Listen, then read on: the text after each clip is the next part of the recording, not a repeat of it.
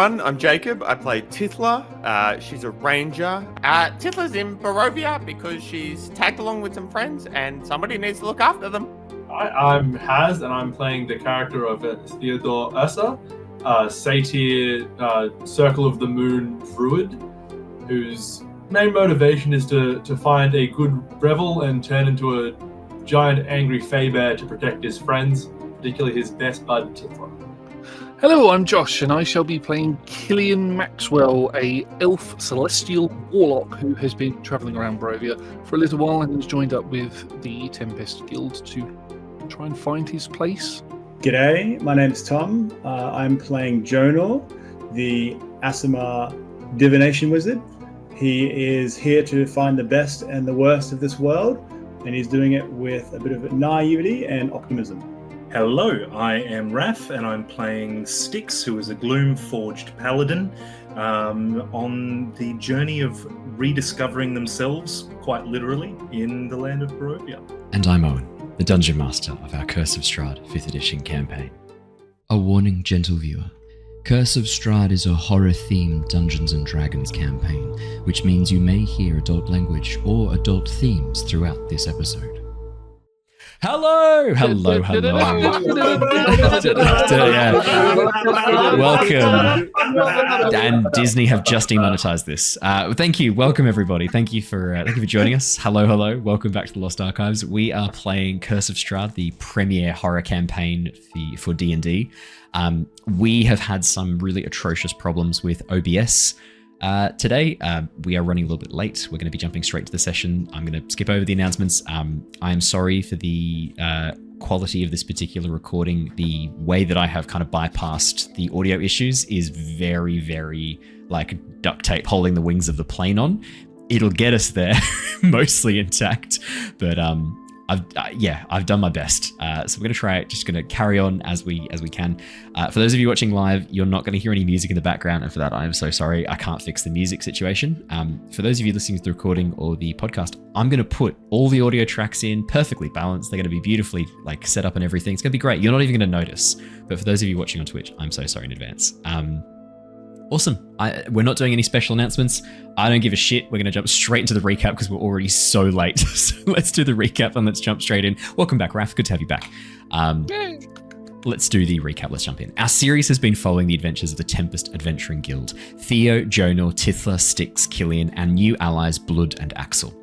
Having become trapped within the realm of Barovia while searching for some missing adventurers, the team are back in the town of Vallaki, preparing to hunt down the werewolves of the Svarlich Woods as part of a deal struck with Strahd. With the easiest and quickest way across the lake being transport by boat, the team have split up to secure transport and prepare for the dangers hidden beneath the waves. Blood and Axel checked in on Simon, getting permission to use his boat and a lead on someone with more information about the lake, Dockmaster Greta. Meanwhile, Tithla headed to the monastery and caught up with Father Lucian and Ismark, learning some key clues about the werewolves and about some missing children in the process. Sharing what she had learned with Styx, the two made their way eastward to investigate the farmstead where the most recent disappearances had occurred. While Tithla interviewed the parents, Styx made his way around the outside of the house, spotting wolf tracks around the property. With the family still under threat of werewolves, Styx handed over a significant amount of gold to get them inside the walls of Vallaki. Meanwhile, Jonor and Killian made their way back to the stockyard, trading away some unneeded items to Gunther in exchange for a new sword for Killian. Keen to talk to the Vistani, the duo made their way over toward the caravans, surprised to learn that Madame Ava was travelling with the troop. Chatting with the fortune teller, Killian and Jonor shared their discovery of the Vistani body and locket they had found along the road, and learned in kind a little more about the dark powers responsible for the current state of Barovia. As Madame Ava began to advise Jonor on where to head next, Killian began to suspect there was more to her intentions, pushing back to get some more information before committing to any action. Using a map and a strange coin on a silver thread, Madame Ava narrowed down the location of the werewolf den, her dowsing magic allowing her to mark a space on the map nestled in the forest to the north. Back at the docks, Blood and Axel caught up with Dockmaster Greta and learned her tragic history with the ghost ship. With her tale still hanging heavy on their minds, the duo worked with some locals to convert their two boats into a speedy catamaran and outrigger, hoping to cut across the lake without attracting too much attention. As they finished their work, the new craft now needing only a name, Axel spotted the tendrils of mist forming across the lake once more, the blue-green light of the ghost ship shining through the mist. Keen to set out across the lake as soon as possible to investigate, the duo began to head back toward the town. Tithla and Styx caught them as they left the docks, having tracked the footprints of the werewolves down toward the shoreline. Jonor and Killian weren't too far away either, and while catching up with everyone on what they had been doing, Tithla shared the situation with the missing children rather loudly and publicly at the front gates of the town. Heading back to the docks, the team agreed the best name for their ship is the SS Unlucky, which could only be a good omen. With preparations complete, the team launched their vessel into the waters of the Dark Lake, the wind quickly catching the sail and speeding the boat onward toward the northern shore. While Blood and Axel focused on sailing, the rest of the team assisted with the various tasks required to help keep the experienced sailors on track, or by keeping watch for any signs of danger. We left off last session as the lake bed underneath the water suddenly dropped away at the edge of a sheer underwater cliff face, a dark abyss opening up underneath. Mist began to swirl across the water's surface, blue-green light shining beneath the waves before rising suddenly to form the shape of the ghost ship once more. And that is where we left off last session. We jump straight back in to help get you up to speed, Raph, just so that there's nothing that you've missed.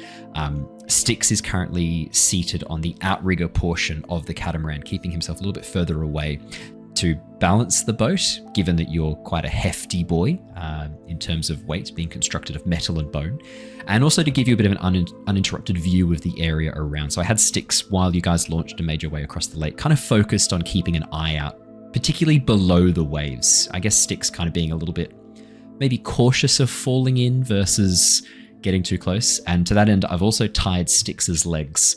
He's kind of like attached himself to the outrigger at this point as well.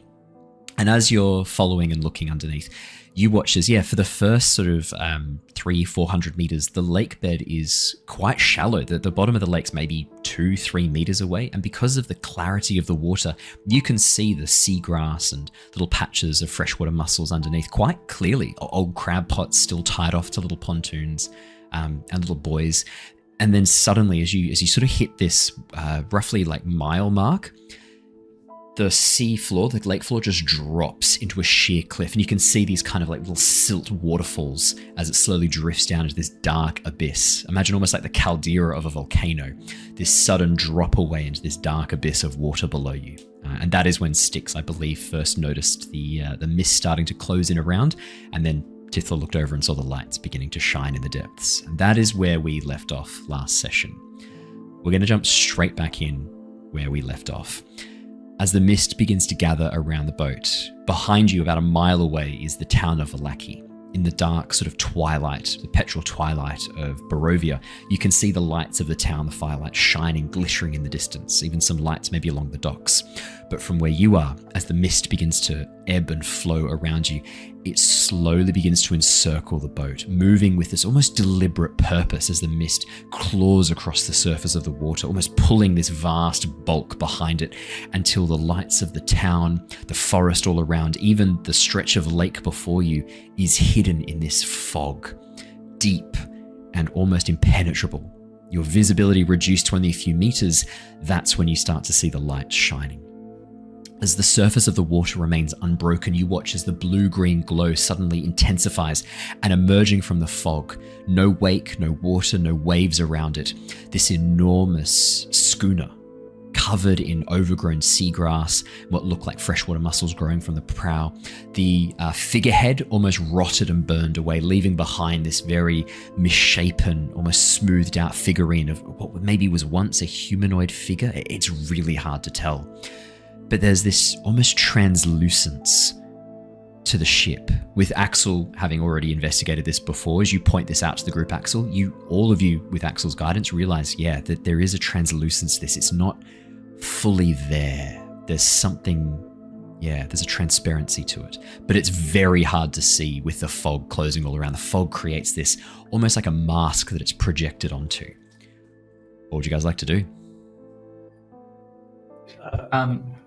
Picking straight up off what we were talking about last week with the fact that I'm aware that it's not creating a wake, is there any movement that I can see on the water's surface?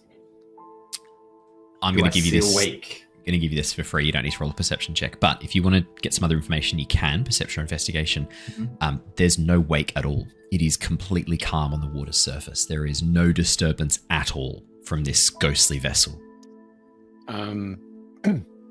Now that we're a bit closer, Blood would want to have a look at the sails and because it's relatively windy, right? We've got a southwesterly breeze. Yeah. Is it making sense with the sails, if that makes sense? Are the sails blowing in a way that makes sense for the wind direction? Blood, could I get a perception or investigation check? Your choice. Yeah. I'm going to roll a dice. Come on. Dice are good. Nothing's happening. It's working. If you jump in features and traits and then jump out, apparently that fixes It's everything a 22. that's wrong. 22 is good.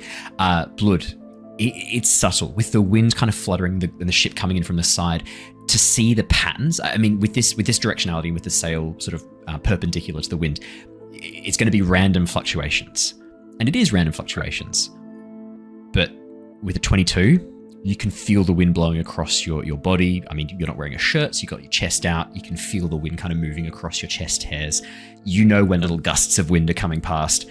It doesn't match up with the movement of the wind at all. It is moving independently. It looks like it is, but it's definitely independent. I mean, as a big gust sort of catches your boat, moves it forward a bit, you sort of have this sudden jerk forward as Axel releases some of the tension on the sails so that they don't sort of keep you propelling towards the ship.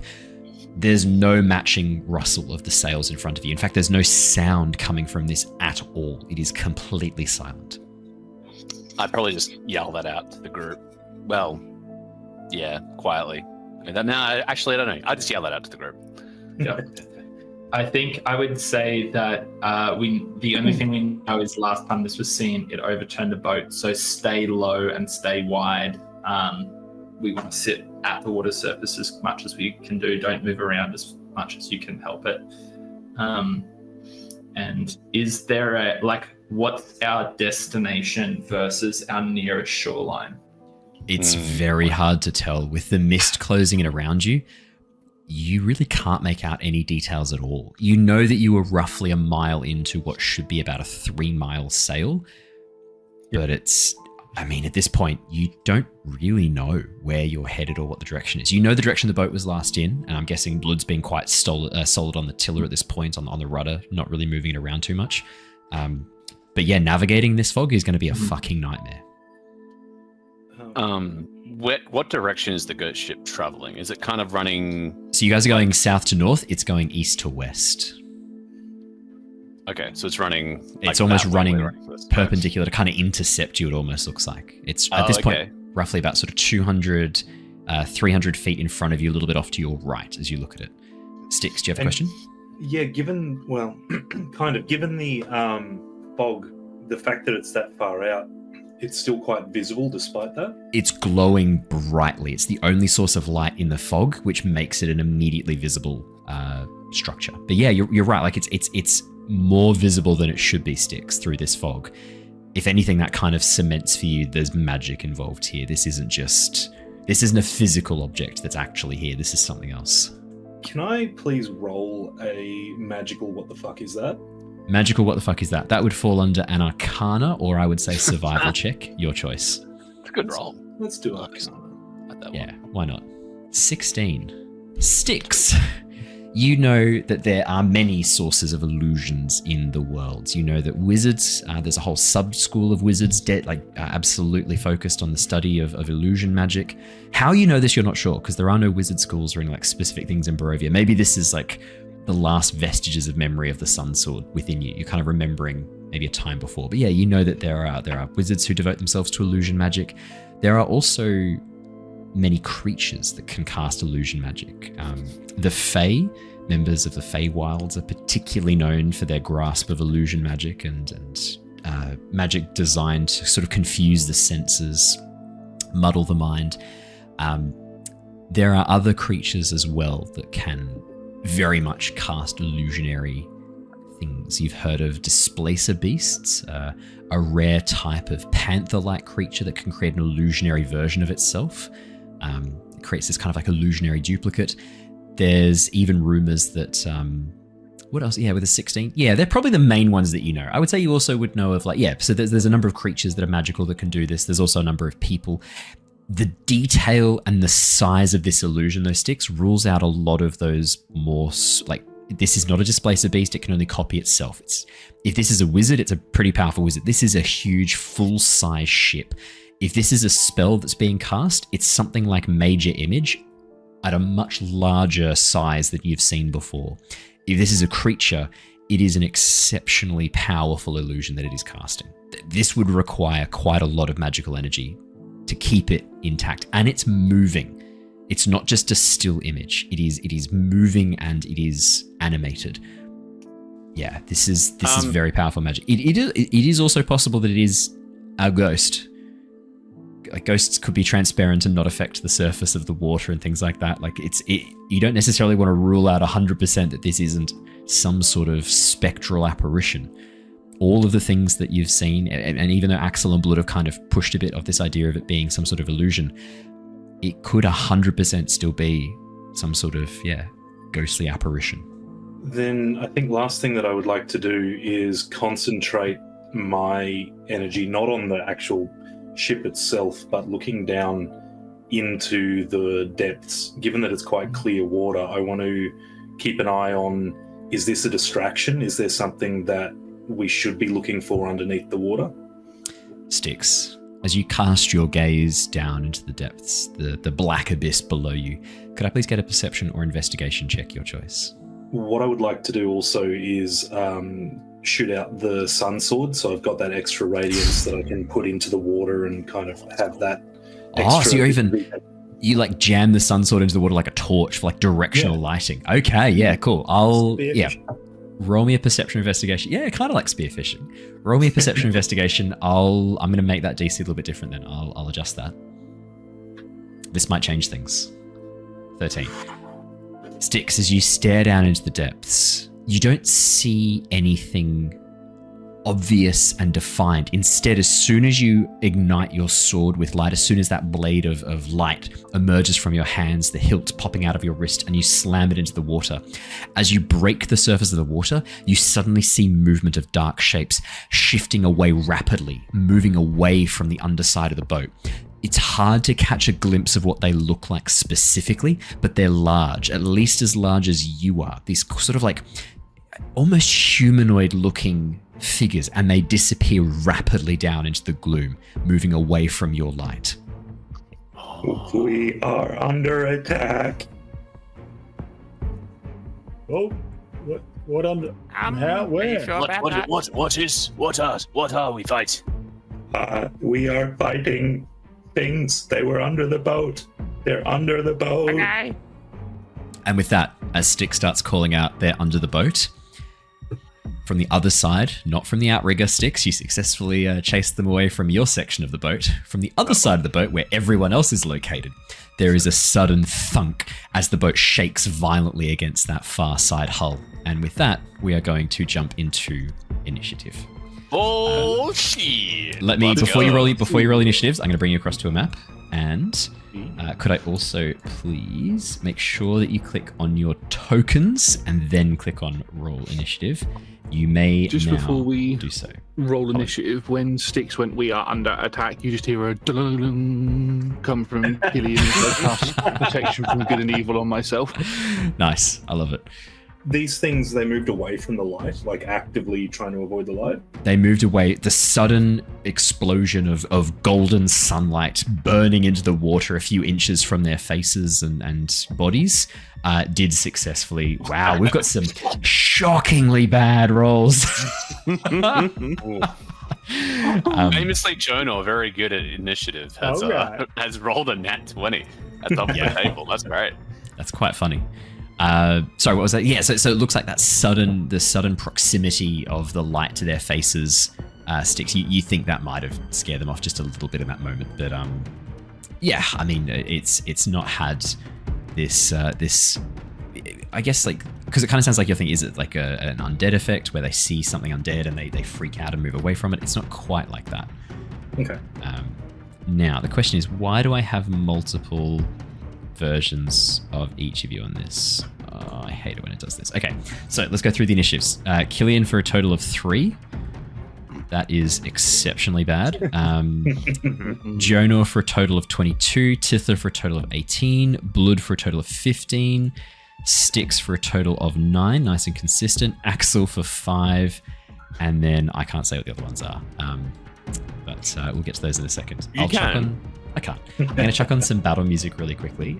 Stream, you won't be able to hear it, I'm so sorry, but I'm going to find some really cool like underwater style combat music that I will add for the effects afterwards. No, I can't. I refuse to use that on the basis of it being very much a problem if we do. Okay. So Could you like up the scale so that it's just higher pitched or something? I could just get Jacob to sing it because I don't think any system. I reckon that'd be safe. I don't think anything would trigger that. So Jacob, we need a studio recording of you doing that now. We'll do it as Tithla. That's exceptional. Creative license. Why not? Exactly. I love it. So here is what happens. Keep doing it then. Here's what happens. As the side of the boat is suddenly bumped in this moment, Tithla, Axel, and Blood, the three of you are going to be the first ones who kind of experience this. As the water churns and triggers, you watch as churns and sort of like oh no. Oh fuck, I just stopped the recording. Let me just fix that again. Having a moment tonight, guys. It's going so well. There we go. It's fixed. As the surface of the water churns around you, watch as pushing through, rising up over the side of the boat, are these monstrous, almost like amphibious humanoids. You can see that they have these very large, almost like white eyes, half blinded. Across their surface, scales and large gills, fronds almost growing, and then across their body, sections where it almost looks like this, like stony, almost like coral-like ridges have grown out of their skin, pushing through the surface of their skin. Is this? Hello, friend. Is this what I think it is? I don't like know. Blood has a Sahuagin. Is it not a Sahuagin? This is not a Sahuagin. This is a completely different creature. This is not a Sahuagin. Never mind.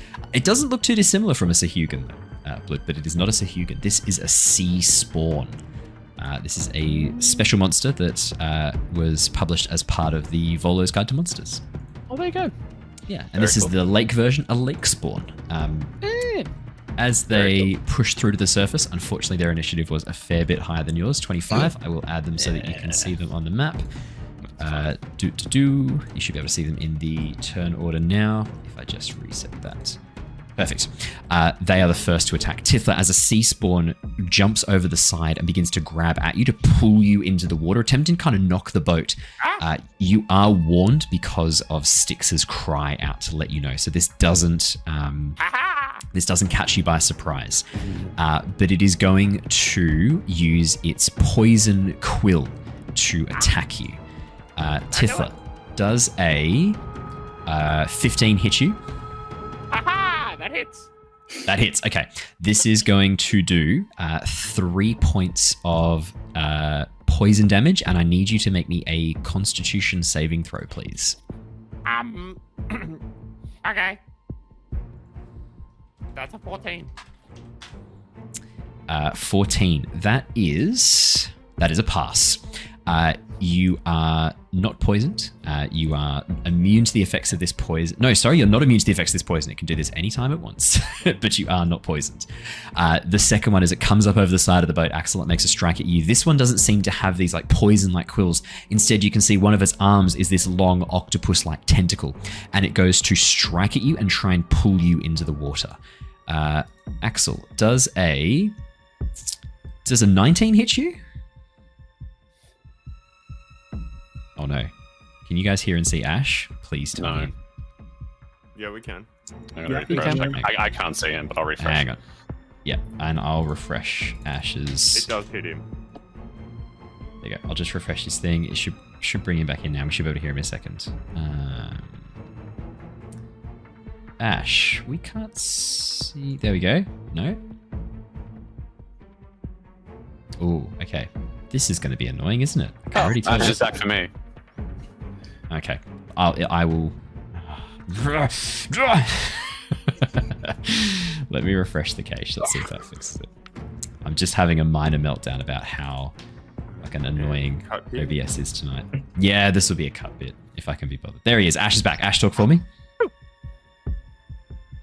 Hey, Yay! We got him. Hear me. Carry on. Carry on, kind sir. We're good. Oh. Oh, Yes, he's no. frozen. Oh, he's back. He's frozen for me. Oh no. Yeah, No, no, he's you're back. about 50% here. Yeah. I'm not. There you go. Yep, You're good. I think you yeah, muted yourself yeah. hilariously. I've just fixed it. Can you hear me? Yes, we can. So, Ash, as the sea spawn reaches Yeah. up over the side, does a 19 hit Axel? Yes, it does. Okay. I am sorry about that. That is no, going to he's be... I am sorry. That is going to be 7 points of bludgeoning damage. And I need you to... no, sorry. You are just grappled if you failed. So you are grappled at this point. Your speed is 0. You have disadvantage on attack rolls against any target other than the grappler. It's used its movement to get you. It's not going to pull you into the water just yet. It can't quite do that just yet. The last sea spawn is attacking Blood. Blood, this sea spawn has an enormous, almost like a disengaged jaw, and you watch as it opens its maw wide. These little tiny teeth reaching up as it goes to bite onto you. Does a 18 hit you? Yes, it does. That is going to be 5 points of piercing damage. Mhm. And could you please... no, actually, you're good. Just 5 points of piercing damage. Yeah, sweet. That's easy. That is all that happens. That is the sea spawn's go. Jonor, you are up next. I've Who put you on the is little grappled out outrigger of our body? with Styx. I hope that's okay. Yeah, that's very good. Thank you. Because Who you is were grappled concentrating out? on spells and things like that, so it made sense for you to be with Styx for that. Yeah, that's fine by me. I don't So, think- who's grappled? Uh-oh. Owen, can you hear me? Yep, I can hear Yeah. you. Okay, cool. Who is grappled out of our party? Axel is currently grappled. All right, so seeing this creature grab Axel, a buff hand is going to appear above Axel's head, and it's just going to smack this sea spawn in the face. And he goes for a telekinesis push. Alrighty.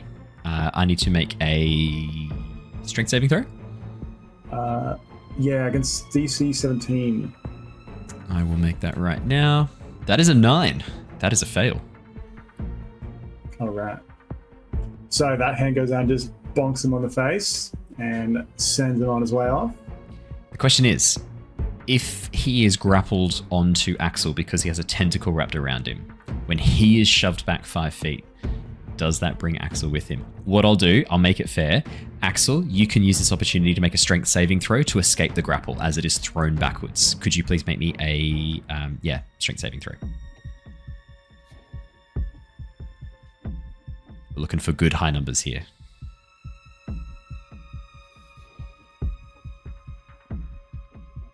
Alrighty, that is a 19. 19 is good. Ooh. 19 is what you want.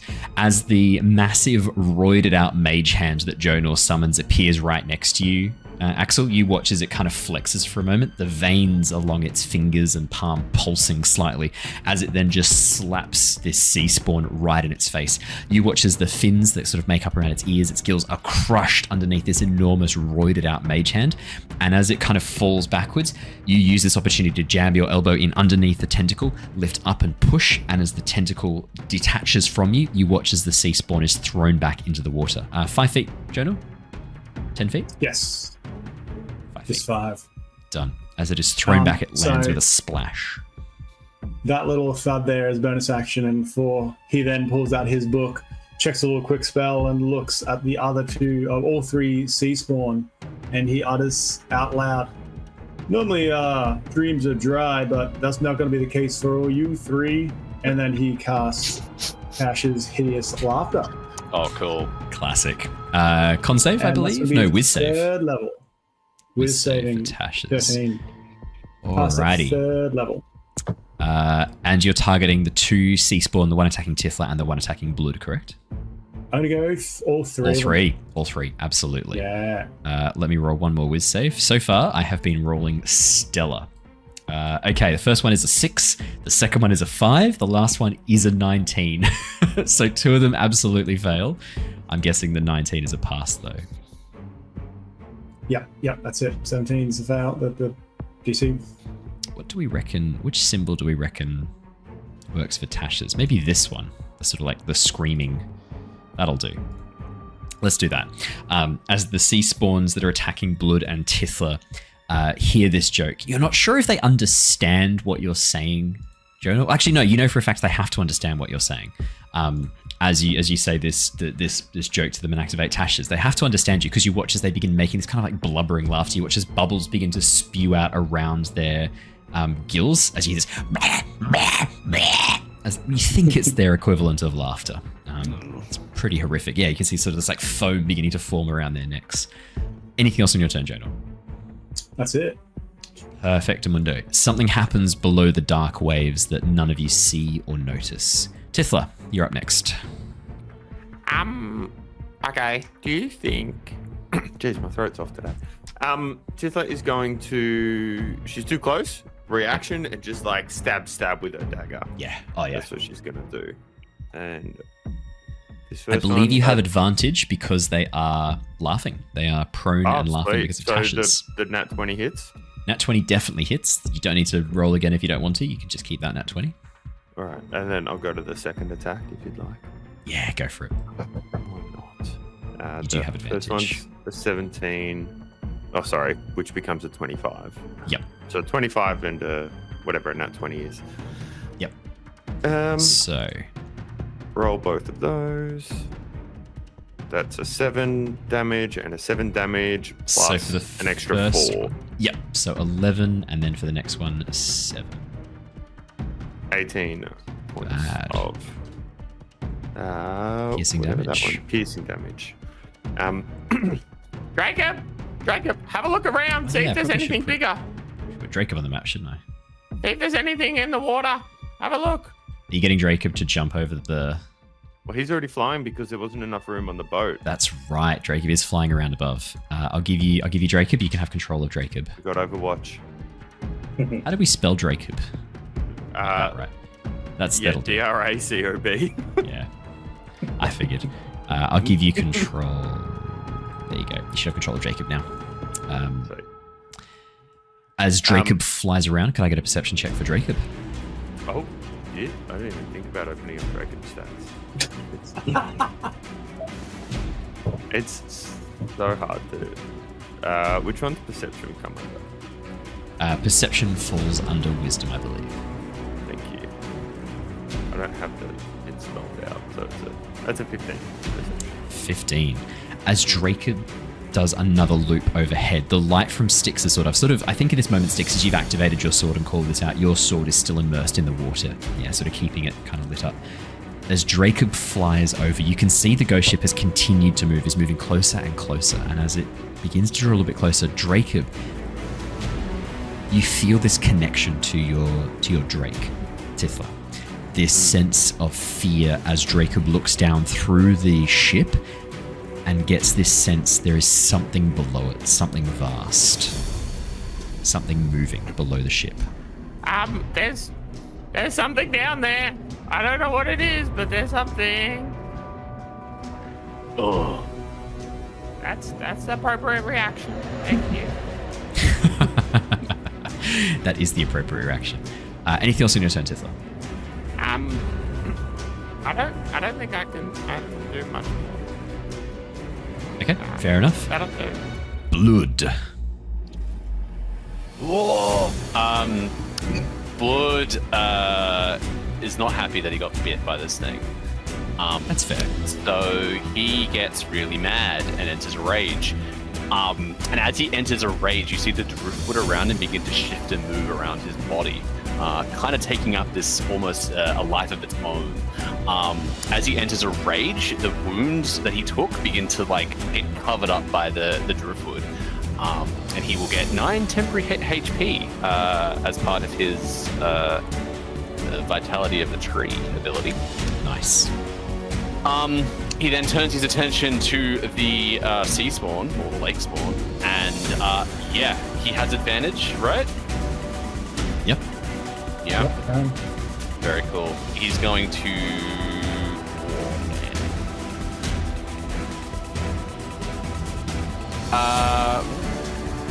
Yeah, he's just gonna lay into him with his great axe. Just Nice. yeah, kind of already using the axe as a pillar. He just kind of like wrings it out of the water and just tries to like plant it into this guy. Nice. Very nice. Cool. So he'll roll to hit.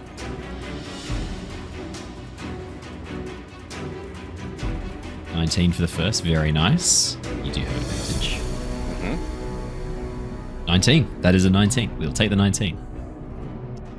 Cool. That's going to be. I don't know how much that is. So 12. Are you willing it? Yeah. So 12 from the 12 slashing. Two-handed. Yeah, 12 slashing damage plus 4 from Great Weapon Master, which you do have as Yeah, a feat, correct? So 16 total damage. Yep. And then he's got another attack action, so he will also use that. So he'll just attack again. Nice. Go for it. Oh, I need to roll. Do I need to roll, Tom, for another whiz save for Yes. Tasha's because they're taking damage? Yeah, I was going to do that when it was their Yeah, turn, but I'll do it twice. now. Do it now. Boom, boom, boom. Alrighty. That's a natural 1 and a 16, which I don't think passes your DC of 17, does it, Tom? 17. Both fails. That will be They have 18 to advantage hit. because they got damage. Oh, they have advantage. Okay, then I'll roll that for the first one, and then I'll roll again. Let's see if the Sea Spawn passes the second one. These guys don't have an amazing It is. wisdom score. It is for each hit as well, so 2 from Jacob, 2 from. Yeah, that's another natural 1 and a 14, so we'll take the 14. Okay. That's still a fail. Cool. So the one advantage that's- runs through. The one that Jacob hit, that Tithla hit, is no longer affected by Tasha's, but the one that you are attacking Blood is still under the effects, which means that is a 21 to hit, which means it's going to be another 12 points of damage. Very, very nice. As you carve through this sea spawn Blood, you hear it cry out. Suddenly, in the midst of its laughter, making these like horrific cries as it gets these like rapid strikes, this axe carving through its chest and across its scales, as its very thick, almost like dark blue ichorous blood begins to pool into the water underneath and across the deck of the ship. You see more movement, fins moving underneath the water. Not good. Anything else on your turn, Blood? Great question. I don't think so. I will hold my reaction for another time. Come, Styx. Right. Clarifying question. When I Yo. was looking into the water before and Yes. they all kind of scattered from where I was, Yes. did there appear to be definitely more than 3 little shadows floating? Okay, so Yes. there's definitely more Yes. stuff underwater. Yes. Right. Yes. Second question, the rope that I've tied myself with to the boat, is that Yes. just a stock standard 30-foot rope? Yes. Have I got room to move around? Yes, it's so basically what I did was I tied it, so there's one around your waist tying you to the boat, and then there's another one around your legs so that as you're seated, you can kind of slip your legs underneath it. So if the boat was to tip, you can keep yourself kind of seated upright, upside down, and attack whatever it was. But you can slip your legs out and still be tied to the boat by your waist. Cool. Just to be I jump off the side of the boat. I knew that was coming. Oh. I knew that was coming. Fucking idiots. Yeah. Styx, as you throw yourself my boy. overboard, you just like, do you turn to Jonor and say anything, or do you just vanish over the No, side? Styx! No, I just yeet myself. I'm trying to. My aim is to jump to the southeast, so Yes. that I can launch as far as possible out and gain enough traction to actually make it under the boat as far as I can on the backswing. Oh, nice. Okay, yeah, perfect. As you throw yourself out, Styx, can you make me an athletics or acrobatics check? I just want to see how well this works. For sure. Natural. Oh, they're both terrible ones. Oh, not far off. 3. Styx, you forget about the rope around your legs, and as you stand up, you get tangled in the rope and just tumble over the side. Jonor, you just watch as Styx goes to stand, and then it looks like Styx just straight into the water. No water. You're tied up? Tied up. The rope immediately goes taut as Styx drops like a stone through the dark waters of the lake. The boat suddenly dropping a little bit as the pontoon, this little outrigger pontoon, gets pulled into the water suddenly, Jonor. You almost find yourself being thrown off balance as this happens. Styx, you still swing around underneath the boat, but you don't get that really nice swing all the way under. You're kind of just dangling from the outrigger upside down. Cool. Fishing with sticks. Fishing sticks. Can I get my bearings a little bit? Do I have any light? Obviously, I've got my sword there. Does that As your sword illuminates the gloom around you, Styx, you can see the blue-green glow of the ghost ship getting closer and closer. But from your vantage point underwater, you can see something really odd. Right at the base of where the ghost ship is situated is this large, glowing, almost almost crystalline kind of structure. And you can see a dark tendril moving down into the gloom below, attached to this sort of glowing orb. Oh. And in the gloom around you, you can see a number of these other sea spawn moving through the dark water, at least 3 or 4 more. Given that you're in the water and you can see them, I'll put them on that. Did they seem to react to the light at all as I wobbled into view? They're now turning towards it. It's no longer that kind of surprise. They seem to be fixated on the light around you, but not to the point where they're like trying to move away from it or trying to move closer. They seem to be very cautious of this sudden light in their dark undersea or underwater cavern. The whatever the hell that is under the ship, it definitely appears to be magical in nature, right? Well, it's this glow. Imagine like a very large, probably 2 meter by 2 meter glowing orb of the same color as the ghost ship above, and attached to it, almost coming out from the back of it, is this long tendril, this dark brown black tendril that seems to sink into the dark waters below. This kind of arc at first, and then it becomes much more kind of wave-like and yeah, very moved and almost drifting a little bit in the current. Cool. Okay. I'm going to just knee-jerk reaction cast Dispel Magic on it. Ooh, okay. Okay. What level are you casting Dispel Magic at? It'll be 3rd level, which I think is just the stock standard. Cool. Because that's all I got. Alrighty. Styx, as you turn towards the source of this light, hold out your hand, speak underwater. You don't breathe to speak, so it's no problems with you with a verbal component. You just sort of generate this sound underwater. It doesn't work as well underwater, but you're able to get the spell out as the magic takes hold. There's a moment as you feel the magic shoot across from your hand towards this glowing orb, and the orb flickers for just a second, and then nothing happens. You see above on the surface of the water, Tithla, Axel, Killian, Blood. Jonor, you watch as the ship, for the briefest moment, flickers, almost like it's glitching for a second. For a moment, it looks like the magic was there, but it just wasn't powerful enough. Styx. There's no spellcasting ability check thing on that at all? Unfortunately, this is... Oh yeah, make a spell, but it's not quite a... Make a spell check, so we'll see if anything else happens, but this isn't technically a spell. Okay. Yeah. How do I do that? So what you have to do is make basically like a d20 plus the spell's level, so in this case, it'd be a d20 plus 3. Oh, I can do that. Oh no, sorry, make a spell ability check. So roll like a spell attack, and then the DC is... That'll do. So what's your spellcasting ability modifier, Styx? I believe it'd be like +2. You're pretty high, Chris. Yeah, +2. +2, and then you still get your proficiency bonus to that as well. Sure. So the flickering happens. You get a bit extra, Styx, as the Dispel Magic goes live. It sort of for a moment interrupts this magic, but because it's not a spell, nothing further happens.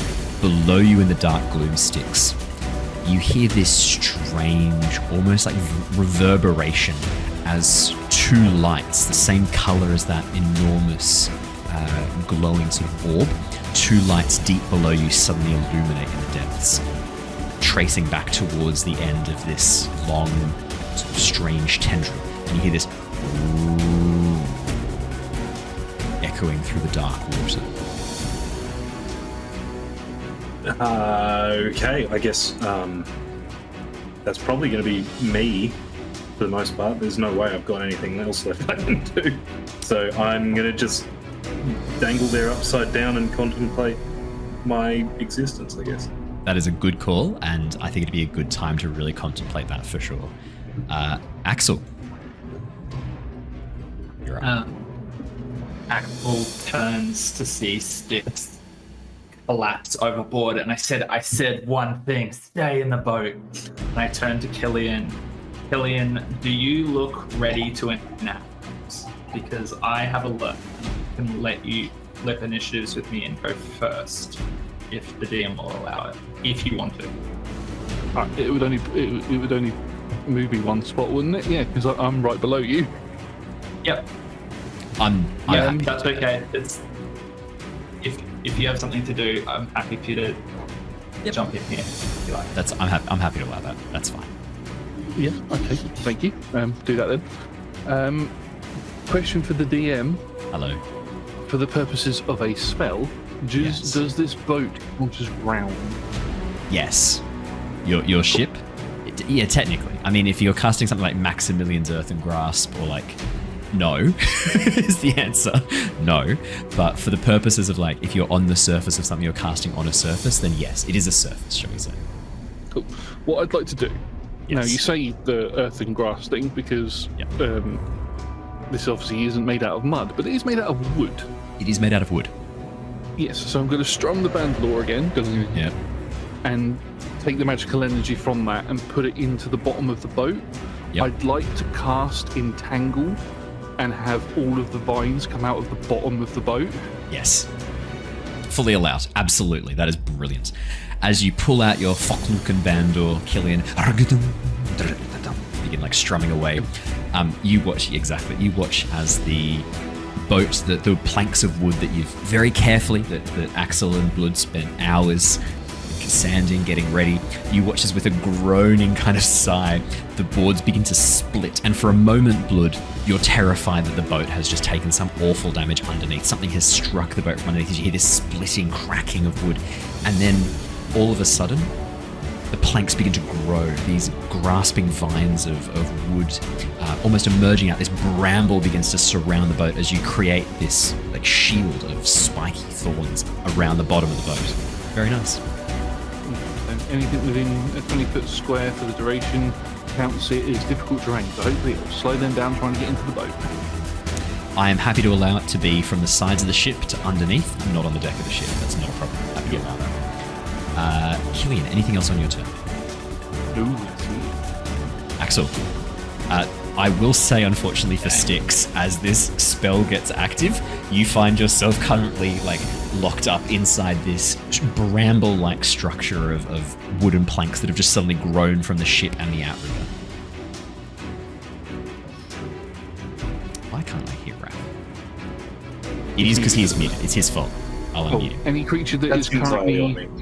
It does say that any creature that is currently within the range of it needs to make a strength saving throw or is restrained until the spell ends. Perfect. I will start that right now. So we've got 1, 2, 3, 4... 20 foot, you say? 20 foot, That's yeah. pretty much all of them, to be honest. And that would be me as well, right? Yes, it would. Yes. It's literally all of them. Alrighty, so for the sea spawn, the furthest out, it is entangled. It is locked up inside. That's a 5. 19, I'm guessing, passes, so the one that's attacking Tithla is fine. 7 is a fail, I am guessing. 13? 17's my DC. 17, okay, that's also a fail. The one attacking Blood, that is a fail. Styx, that is a fail. That's a fail. 16. Sorry, Styx. That You can is- make an athletics check on your turn to break out of it. Oh, That goody. is a pass for the one that is closest to Styx. Styx, as you get wrapped up in this thing, held in place, the the vines and brambles suddenly growing from the deck of the ship, catching you somewhat by surprise. You watch as the sea spawn closest to you narrowly ducks and moves, its webbed fingers and toes allowing it to push itself through the water as it turns hungry eyes towards you, and then looks up and sees Jonor on the deck of the ship looking down at it. You can see it kind of changes direction a bit.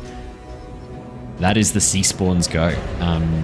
Alrighty, the sea spawn that is the closest to Jonor is going to... turn? Oh, sorry, yes you can.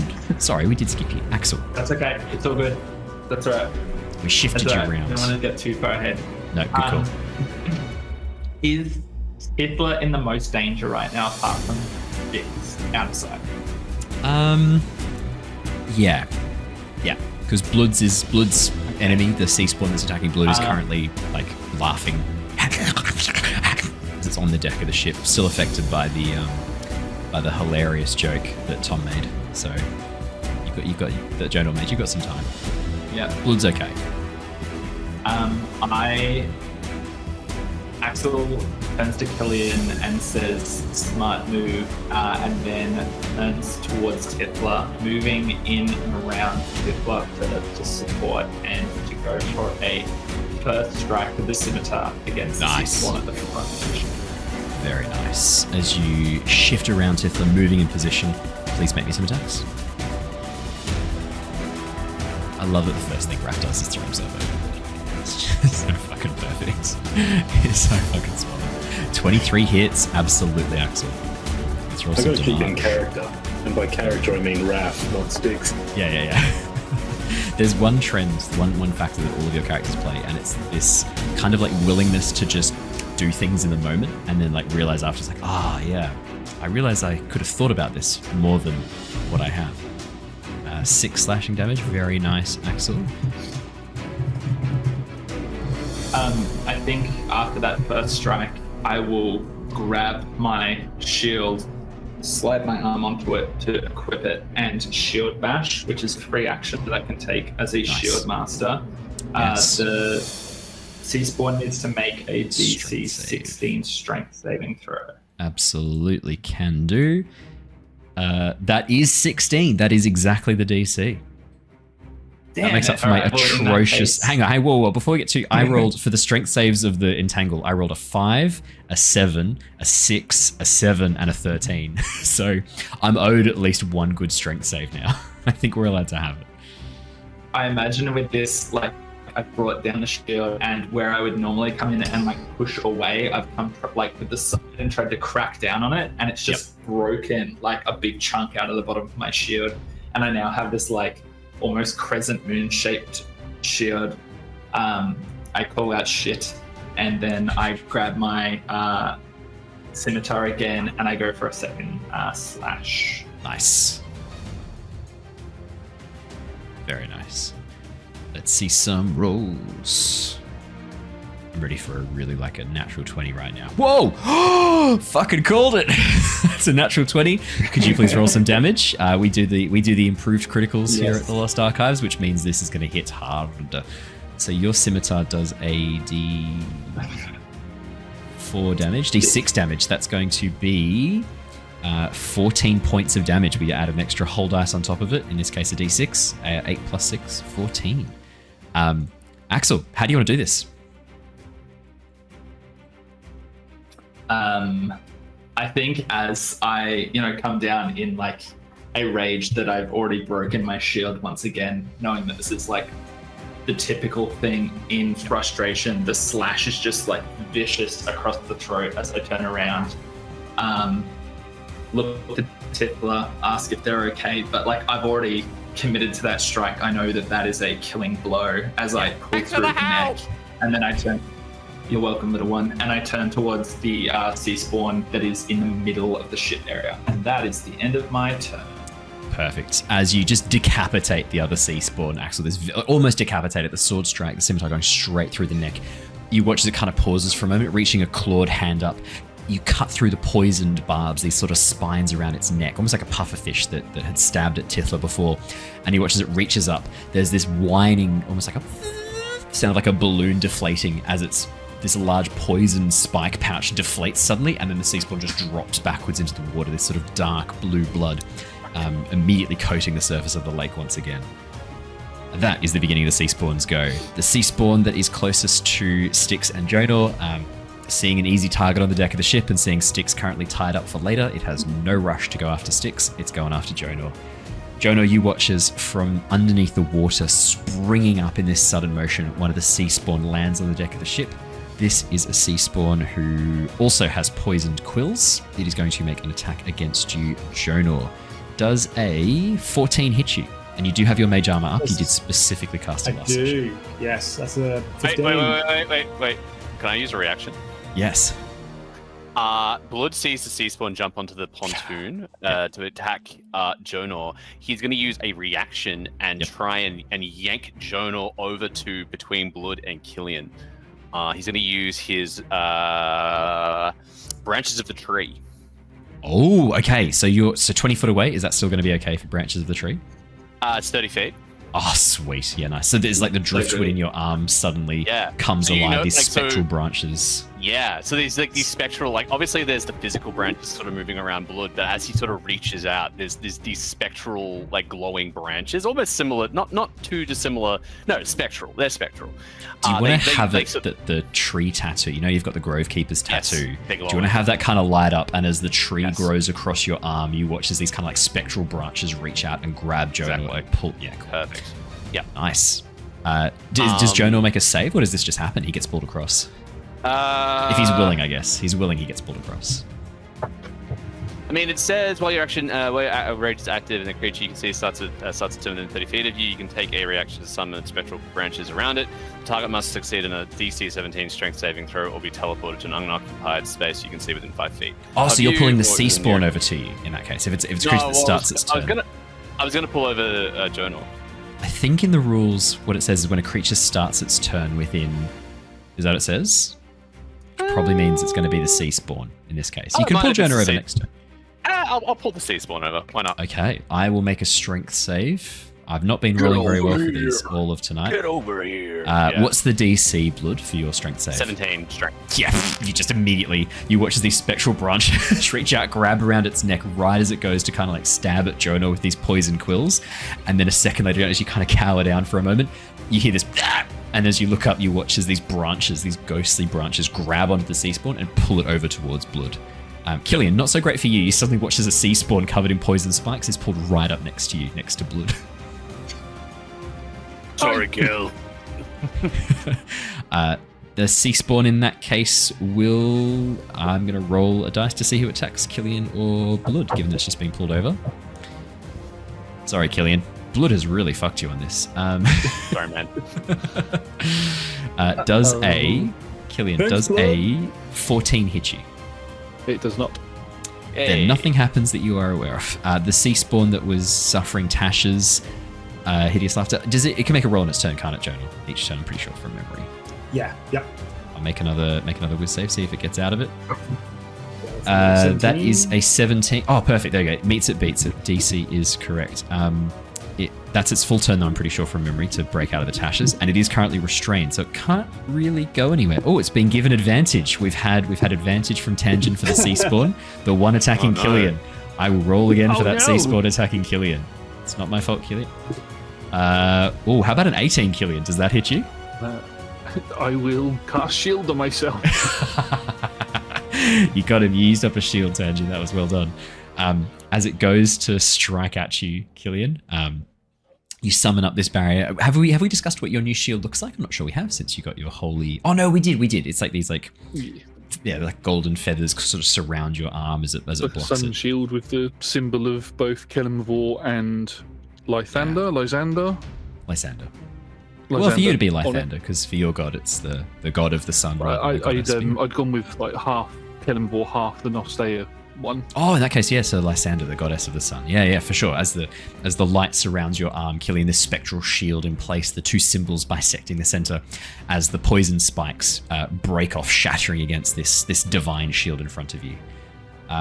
Blood. This sea spawn does not attack. It has used up its full turn to be unlaughing, and it is currently trapped in the entangle. For the other ones that are moving through the entangle, I believe they are moving through difficult terrain, correct? So let me pull open the entangle just so I can remind myself. Counts as difficult terrain while they're moving through it. That's right. And they don't take... Oh, no, I'm thinking of spike growth. Okay, cool. That means that its entire go is to move up to you, Killian. As it tries to claw its way through these branches suddenly growing from the deck of the ship. It will make an attack against you, Killian. This one has the tentacle as it tries to whip up and grab. That's a natural 20. Much better. I have immunity to critical hits. Oh, then that's just as well because you've got the adamantium breastplate. Yeah, adamantium breastplate. Cool.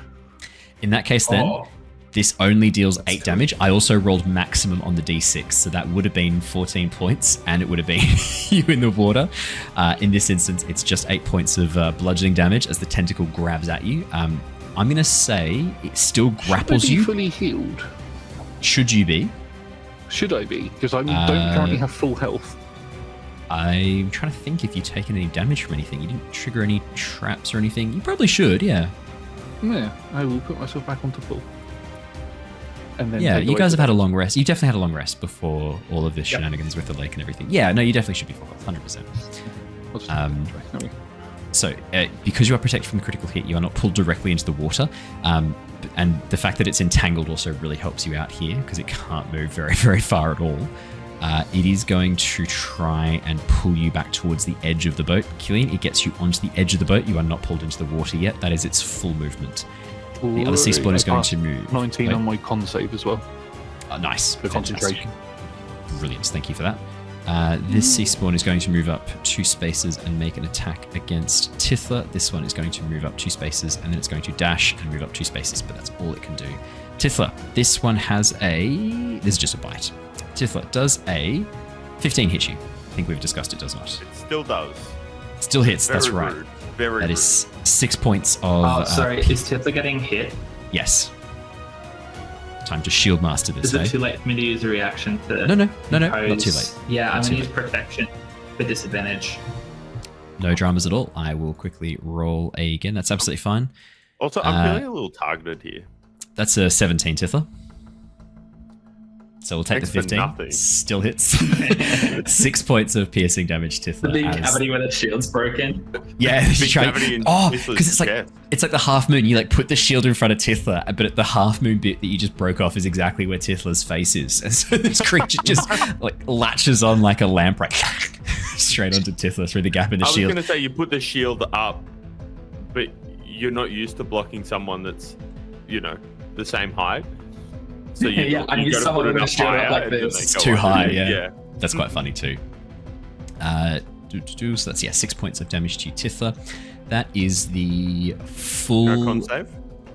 No, it's just a normal bite. There's no poison, no other effects. It's just a normal bite. That is the full go of the sea spawns. Jonor, it is your turn. Where are all these damn sea spawns coming from? Where's Styx? And You are really going to regret look asking down. me that question. I just point down. looking down. Yeah. And also, that image flickered. I'm also looking where that came from as well. So having a look underneath is what I'm up for. Could I grab a perception or investigation check, Jonor, as you gaze below the waters of the dark lake, Lake Zarovich? 23.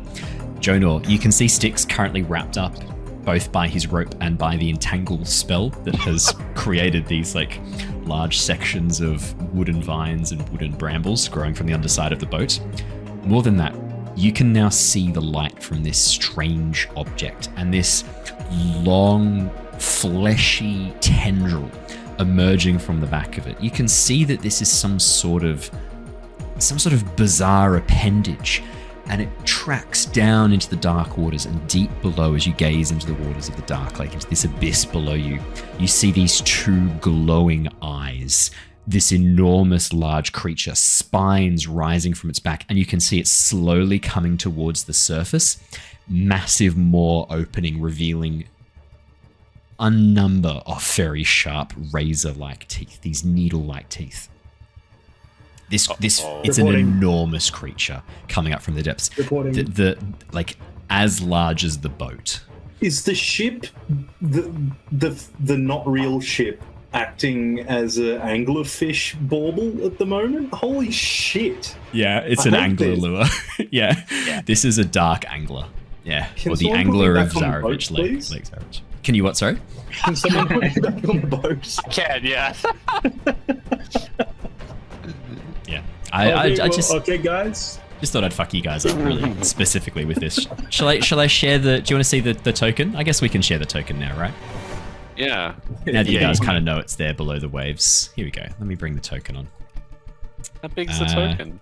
There you go. What? Oh, that's a fun reaction. I'll just zoom out you. so you get the full picture. It's pretty big. no. It's pretty big. Veto. Veto. Yeah, nice. Not an option. Yeah. Okay. Okay. All right. That's what you Can we see go home now? Jonor coming up is- towards the surface, Jonor. The ghost ship. Owen, it's getting a bit late. We should probably wrap the session up there and just leave this. I'm happy to keep going. If you guys are happy to keep going. So Jonor's reporting back. All right, guy Styx is just underneath. He's caught in some spines and what's? Oh Sorry, boy. no! Oh, what is that, guys? It's okay. Oh no! It's just some spines. We'll be able to get him out. It's not that bad. There's the fish, and at this point, I reach into my pocket back front coat and just grab the biggest rock I've got and just stare at it and just crush it with the most vicious intent I have ever drawn upon. And I use my highest level spell slot I've got available and just send it into the abyss, into a shatter to this creature by coming to us. Underwater Vanish it for a shatter. second. Underwater shatter. A shatter I'm underwater, going- centered on the creature's body, Jonor. Yeah, I've just got the 60 feet is just touching it from Jonor's perspective. The So it's fifth only. level shatter. I hate to be this Point guy, one. but the only thing you Okay, need to Don't know do it then. is it's below the water as well, rising up. Because this is so fucking cool, Okay. though, I'm going to say it's within range. Let's go. Okay. Oh, Con very save kind, for the thank you. shatter. Yes, please. Great. Let's roll a constitution save. That is going to be a 23. I really should have. Well, Plus you already 7. said the result. Yep, no worries. That's half damage then. Let's go to 5th level. Let's get some There damage. we go. You Yep, did say you were trying to- casting your highest level spell slot on this, so I knew it was going to be a big Yes. one. Chat, There you go, it'd that's make good 26 sashimi. It would not make good sashimi. This thing is foul. It's 26 points of thunder damage. Oh, hang on. Let me just double check something. Thunder damage. Cool. Don't worry about it taking half damage. 13. No. Oh, okay. As the shatter spell is activated underwater, essentially what this kind of does, we're jumping in some physics here. When you activate really intense sound waves underwater in an enclosed space, you create something called a cavitation bubble or a cavitation space where the water kind of separates and the dissolved gases get pulled into a central point because of the different densities. They kind of get separated. This is how the mantis shrimp creates these kind of like terrible shockwaves that shatter glass and punch with the force of a bullet, is because it creates these cavitation bubbles from the movement of its pincers. This is the same kind of principle that you've just activated here, Jonor. As the cavitation bubble and shockwave emanate out, I'm going to get you to roll me a d100 for an additional effect, please. Yeah, absolutely. Also, in Pokemon terms, water's weak against electric. This got is more to thunder, do though. with But I like it. 97, 97. Jonor. 97. Okay. You mean thunder the electric attack, right? Yeah. That's right. True. 97. Let me have a quick look. Just a quick note that Shadow's definitely more versatile than Fireball. Yeah. He's been fighting this since day one. In this instance, Jonor, you might be onto something. As the cavitation shockwave blasts out, because of the large body of the anglerfish, the cavitation shockwave is directed up. The most of the force immediately shoots directly up, crashing into the lure that hangs from this long, fleshy appendage from the anglerfish. And you watch as the lure cracks along the center of this large, as it shatters from the effect of this massive cavitation shockwave. And as it does so, you watch as the illumination begins flickering, almost strobe light. The creature's maw opens, it lets out this unearthly screech, and from around the edge of this lure, this large hanging fleshy appendage, you see golden liquid beginning to spill out from the cracks. And as it does so, the flickering image of the ship gets more and more broken and falls apart as the image and the illusion begins to almost come apart at the seams as this begins to break and shatter the lure. Anything else on your turn, Jonor? That's it for me. Right. Oh, I'm trying to remember the name of that lure. I think it's like an ECAP or something. You don't have to. Eska. Because Eska if is the name. There's of no lures, then there's no fish. So Yes, possibly. That is as Jonor's turn. It is the Dark Angler's go. You watch as the Dark Angler letting out this unearthly screech underneath the surface of the water. That you watch as the surface of the water begins to shake and move for a moment. It is going to make. It's going to make its attacks. It is going to do a Psychic Orb at Jonor, because Jonor has really pissed it off. And it is going to do a Lashing Maw at Styx, who is currently underwater and the easiest, baited like a little fishy on a hook underneath the surface of the water. And then it's got look, we one. set the bait up. It did. And then it's got one more Psychic Orb. Who else would be the target of its Psychic Orb? Or I don't want to target Dracob, but Dracob is flying around above the surface of the water. Let's roll a d6. Let's see who the other person to be targeted is. Tom, can you roll a d6 for me? Yeah, I can do that. And one quick question for you: do I see the creature casting the spell? These are not spells that it is casting. Oh, well, don't worry about it. Oh, That's actually, cool. the Psychic Orb is a ranged spell attack. So technically this would count as a spell. It's not technically a spell, but I will count it as a spell. Would I see it? I was looking Yes. down at it. Yeah, you watch as the lure around Alright. its head begins to vibrate, and then a pulse of light flies out from it towards you. Cool. I'm going to go a counter spell. I'm going Nice. to go a 4th level for that one. Very, very nice. Axel, unfortunately, with a 4 from Tom. Tom has thrown you under the bus. You are the person who's going to take this next psychic Yeah. psychic blast. Am I making a Alrighty. save? No, this is a spell attack. So here's what we get. Jonor, that was a 4th level counter spell. That's right. That is enough. As you hold up your hand, the magic flickering around your fingers, you watch as the light fades. Still kind of the effects of this crack to the lure, almost disabling this attack. The magic kind of fails as you watch as it tries to get it in place before it sends another out, blasting forwards. Axel, that is going to... It's going to be a 29 to hit. I'm guessing that hits. Yeah. I'm guessing that hits. Yeah, cool. I see a thumbs up. Axel, that is going to be 18 points of psychic damage as this blast, this pulse from the lure begins to flash towards you. This massive blast of light flying out from it, and as it strikes into you, you feel your mind suddenly under attack. This sort of ringing in your ears, this pain. As you turn towards the light, you find yourself blinded by it from this large lure. The Lashing Maw is against Styx. Styx, does a 14 hit you? I don't think it does. Does it? No, it doesn't. You're fine.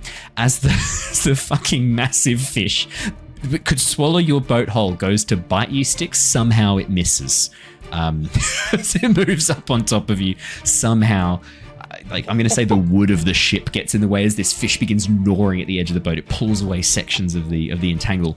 It can't get to you. Your armor is too strong, and as you use your sun sort of kind of hold up the light, you watch as it turns away, trying to get away from this bright light, not wanting to directly attack the bright light.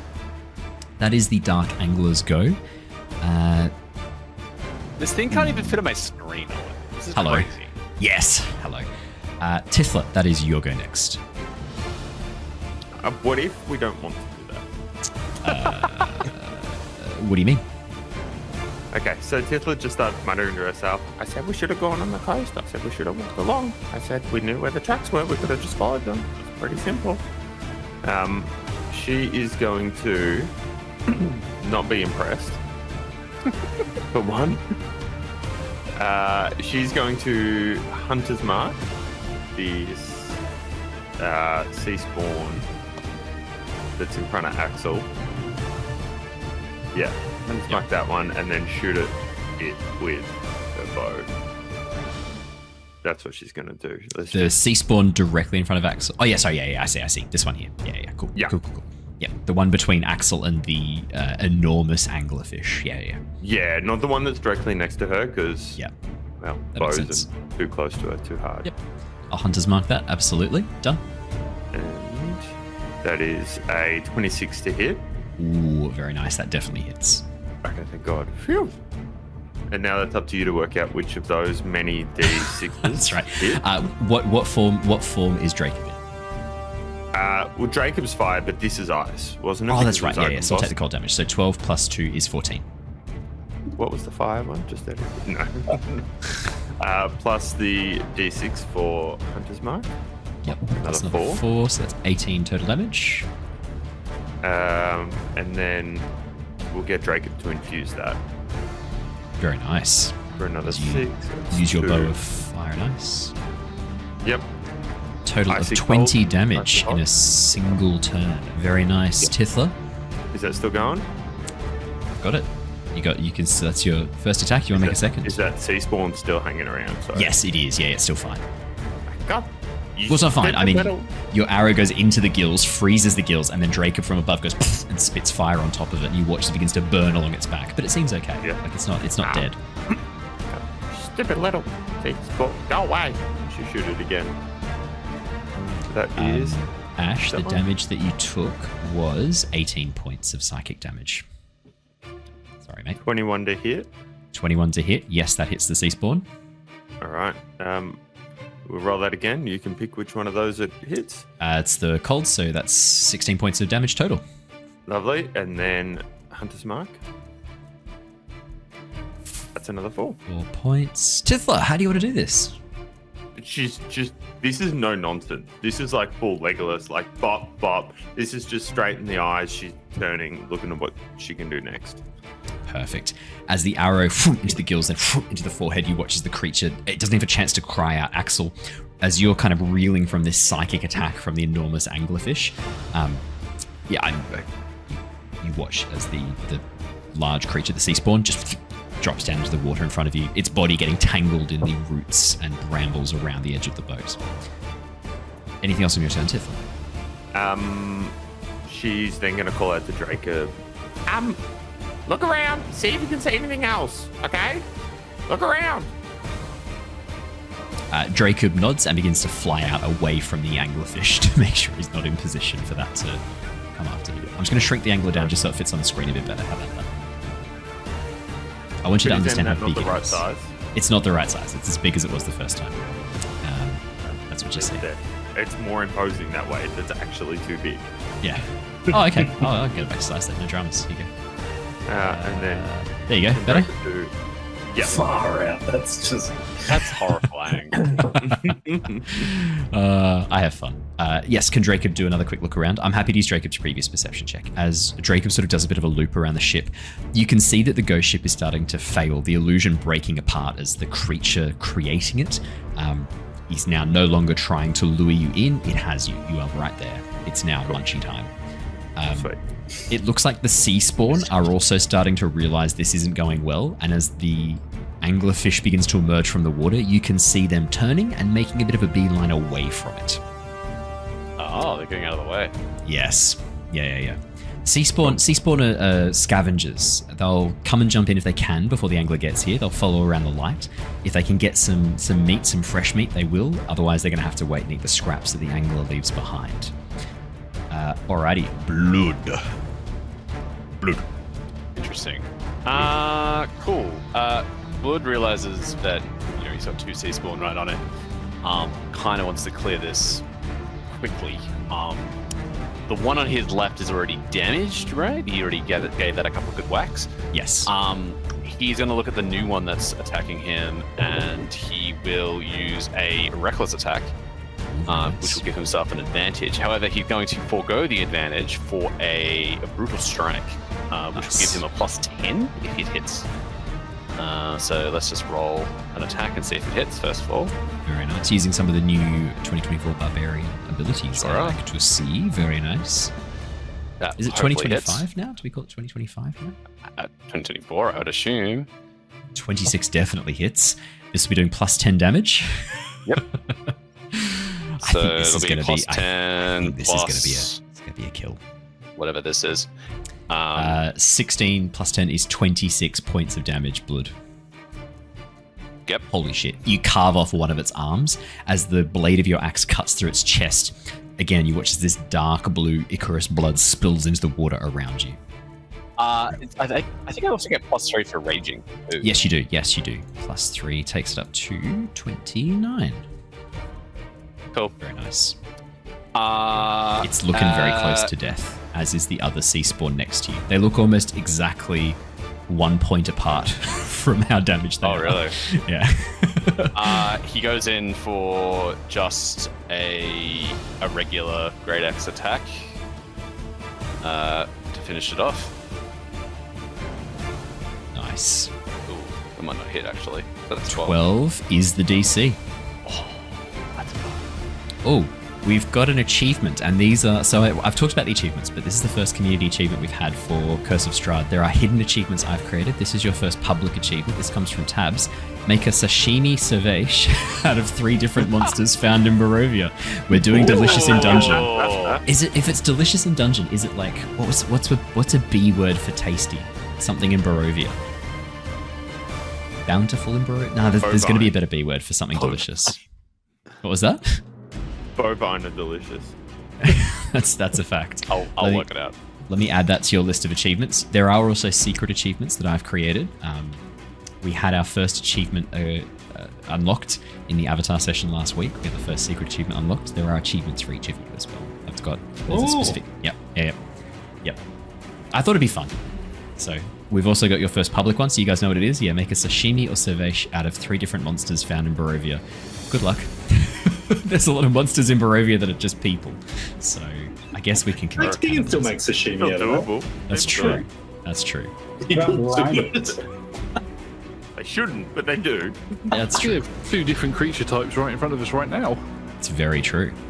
Blood, anything else on your turn, my friend? Well, the hit 13 will damage, do yes, 13 that damage counts. +3, so that's 16. How would you like to do this? That was going to be on the other one, the one that I just hit. No dramas. I will swap it around. The one that's not currently tied up in the vines and the... Correct. The one that I'm killing the fresh one and leaving the weakened one. Yeah. Fresh. Yeah. How do I want to do this? I do you think wanna do Blood just in a rage, the tree branches sort of gripping around his axe, gripping around his arm, and he sort of like holds up the blunted sort of great axe weapon that he has, and just drives this thing down in a furious bang, and just tries to just cave this thing's head in as brutally and as forcefully as he can. Very, very and nice. Then, as he swings, he kind of using that momentum, he swings it around. He'll use a bonus action to hew, and then strike into the weakened sea spawn. Very, very nice. As you carve into it, cleaving this thing into pieces. Again, the body drops to the deck of the ship. This time, not over the board into the water, but instead sort of landing bloodily onto the deck of the ship with a wet sound. Anything else on your turn? I'll just roll for the bonus attack from Hugh, which is going to be a 27, and then... Wow, that's a lot of damage. Okay. That's going to be 24 points of damage. That's 3. Yeah. Very nice. And that's to the sea spawn on the other side of you, is it? Yep. Again, how do you want to do this? Probably with the downward momentum, he sort of swings the axe up around, and then rather than coming up from down like that, he kind of swings up and using the axe, and then kind of hits the sea spawn. I guess it is tangled up, so yeah, he just lands it up and hits it in the jaw and just pushes it probably with a force hit, probably tries to knock its head off. As you cut it in half, cleft it in twain, the head splitting from its shoulders as it drops into the water. Styx. It's your turn. So, question number 1 is this big old friendly fishy boy is still traveling up to us, or is it's now directly underneath the boat, within range to have bitten you, tried to bite you. Love that for us. Okay. Yeah. What do I need to do to unstick myself to the boat? An athletics check would get you out. Good. I don't want to be Velcroed to the boat anymore, so I'm going to try that. That's probably fair. Oh, I reckon you're pretty good at athletics. Yeah, 20. I'm natural. I'm not. I've got a +1 on that, but I'll take it. Got a good roll. Yeah. Cool. So I'll unstick myself, and I'm going to. I've still got my sword out. I'm going to cut my line, and I'm going to push off the base of the boat directly towards Fishy Boy. Yes. I'm going to use your athletics check that you've already made because I am so scared to ask you for another roll and have you just drop into the dark abyss and vanish. Styx, as you swing, pushing off as you release this sudden moment, pushing yourself forwards, you throw yourself into the dark abyss and manage to get yourself close enough to grab onto one of those sort of fleshy appendages hanging down from the lower maw. What I would like to do is I would like to cast Compelled Duel on this creature. Yes. Does it have to be able to understand? I don't think it does for Compelled Duel, does it? No, you attempt to compel a creature into a duel. Once the creature that you can see, or one creature that you can see within range must make a wisdom saving throw. On a failed save, the creature is drawn to you, compelled by my divine demand. For the duration of it has disadvantage on attack rolls against any creatures other than myself, and must make a wisdom saving throw each time it attempts to move into a space further than 30 feet away from myself. It's a natural one. Love that for us. That's a natural one. I know you've said that I've kind of grabbed hold of its bottom tentacles. Oh, just to sort of swing yourself up. If you want to be on its head, you can be on its head for sure. Well, my plan, in true Raph fashion, is to actually try and launch myself into its mouth. Yeah. Yeah. I like that I was able to call that almost immediately. Styx, as you launch yourself into its open maw, you're going to get a bit of information here. Trapped inside the maw, almost like pierced onto some of the teeth, you can see the bodies of fishermen still decaying, locked around its maw, and you can see there's two of them that are moving. These like clearly eviscerated, mummified, dead fishermen currently trapped inside the teeth. You can see two of them are moving, pulling against the jaw, almost like on either side of the maw, pulling against its chin, pulling against its maw, moving it. And as you look at these sort of like zombified creatures, you watch as one of them looks up directly at you. And as it does, you watch as these kind of like pale eyes flash for a moment with this dark purple light. Cool. Love that. I am guessing that's probably all that I can do. If you've got a bonus action. Compelled Duel is a bonus action. Oh, in that case, you are all done. Yes, because the action was to athletics check yourself free. So you are all good. You are checked out. Cool. The one thing that I would like to be doing is getting as deep into its mouth as possible. Like I'm trying to be swallowed by this thing. I have to ask.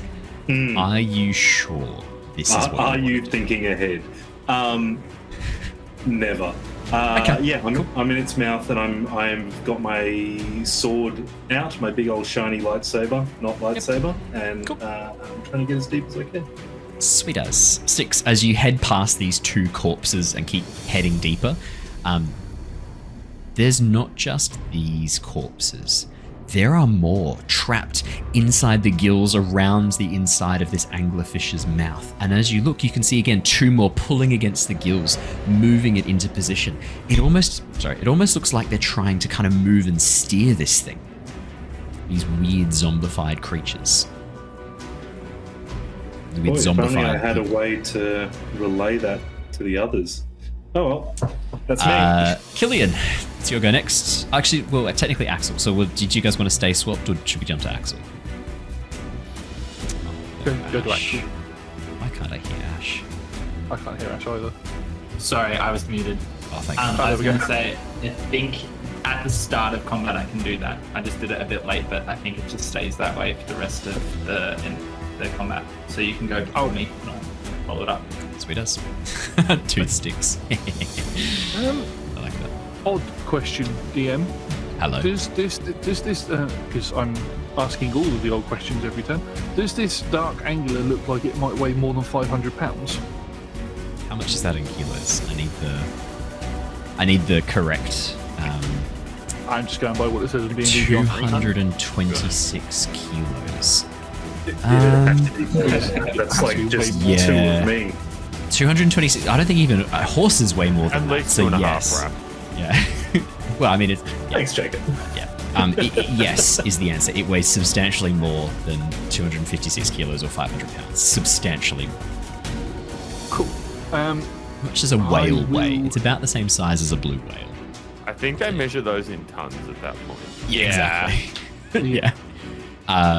220,000 pounds, 100 metric tons. It's the average whale, the average blue whale. I was right. Yeah. it's heavy. Yeah. Yeah. I don't actually know what to do. Do these sea spawn look like they're gonna just run without trying to drag us in the water? It looks a lot like the sea spawn are now panicking. The massive anglerfish is right on top of you guys. It looks like they're starting to panic a bit, yeah. Yeah. So as long as this one that's got hold of me at the minute isn't going to try taking me with it. Well, there's no guarantee of that. I mean, you are currently held in its tentacle grasp. It does look like they're beginning to get the sense they need to flee, but you are a delicious, tasty, meaty morsel, and if they don't take you now, might not be much left of you after the anglerfish. Not anymore. I'm going to use my bonus action to go bye, and I'm going to disappear using Misty Step and appear next to Jonor. Nice. As you vanish and reappear next to Jonor, as Killian suddenly steps out of the mist next to you. The sea spawn that was attacking you, Killian, sort of standing there swiping at nothing as it's still trapped inside the rather annoying entangle around the boat. I take it you don't like fish, Jonor, by that reaction? Nope. Best without him. Okay. Why is Styx gone in that thing's okay. Well, He just fell out. He tried to stand up. He just fell in like a sack of potatoes. Raph only likes to play characters for about 30 to 40 sessions. I have a plan. Is the plan for a new character? Not this time. No. I think what I'm going to do is use a line that somebody has put in the chat and say, so Styx is now acting as this thing's toothpick. Yeah. Thank you, chat, for that. And then I'm going to let go of the entanglement, strum the bandolier, and I'm going to cast Levitate on Styx. So if this thing tries to dive with him, he can not be taken with it. Holy shit. Wait, what? That's a good question. What would happen? How much force does levitate? Hang on, chuck levitate in. Chuck levitate in. I need to see. How much force does levitate? The plan was exert? to levitate the fish. It's a bit It's heavy. too heavy. It's a bit heavy. If you wanted to cast it on the lure, I would allow that because it's kind of like it is a separate thing. If you wanted to cast it on the lure to kind of keep the lure trapped at the top, you could do that. Well, my plan is to do it on Styx, so if it tries to dive with Styx, I can pull him out, either pull him out of the mouth, or it'll act like an immovable rod. He'll act like an immovable rod. The question is, does levitate act like an immovable rod? I don't think. Can I bring engineering and science and Yes, please. No, he would Into move it. with it, but He I would would pull just- him out. Yeah, it would have to overcome that 500 pounds. Which if it weighs, it'd be say, able to, 150,000 kilos, Yeah. it may be. Yeah. It's surely that'd just tear through its body, right? Like if It's I'm not, in it, unless it's made of tissue paper. It's either of those two options. It's a 50-50. It either will or it won't. It's 50-50. Yeah, 50-50. Yes, as you cast Levitate on Styx, are you a willing creature to be levitated in this moment? I mean, Styx, you could just put your sword up in the air as it that's right. Yeah. I mean, Styx has so many different things going on right now. I don't think he probably would even notice that Okay. he's being levitated. You can choose to rise Styx up to 20 feet and suspend him there for the duration. It doesn't seem to work that way as you try to suspend Styx. What happens is Styx, inside the maw of this creature, as you're kind of climbing down, all of a sudden you levitate up to the roof of the mouth, and then you're sort of stuck in the throat, at the roof of the mouth. I just want to clarify that I'm not trying to fuck with Styx. I'm trying to save him. Are you sure? This is such a weird use of levitate. The only way this would work is if it dives like an oarfish, like vertically with the mouth open as it sinks, like a sperm whale sleeping. That's the only way that this saves Styx's life. If it's any other orientation, you're just going to push him deeper into it. Okay, yep. Sorry.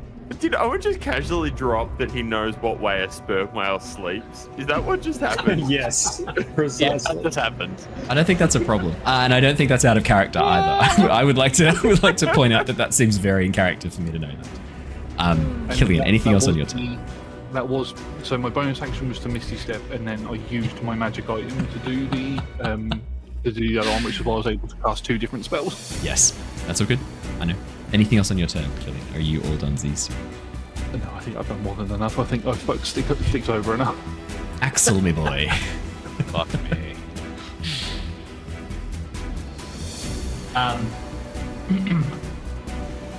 I think I'm going to start with my bonus action, which is at the front of the ship. I'm now seeing this creature come up from the depth, and I would like to use Know Your Enemy. Or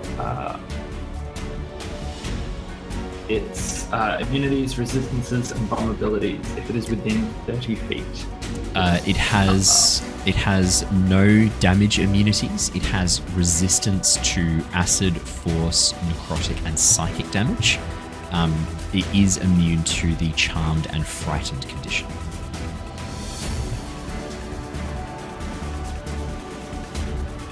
Fantastic. And seeing that I have nothing to address this threat in a way that is helpful to my party, I move around behind Tithla and have a go at the 2 sea spawn that are on the side of the ship still, taking out those threats from behind, whilst hopefully those that have better skill sets can do so. Am I able to move in a position that I can be adjacent to either of the sea spawns? You can get right to the edge of the ship there, or right to the edge of the ship there. Cool. Yeah. The sail kind of hides the hull a bit, next. but you're still fine.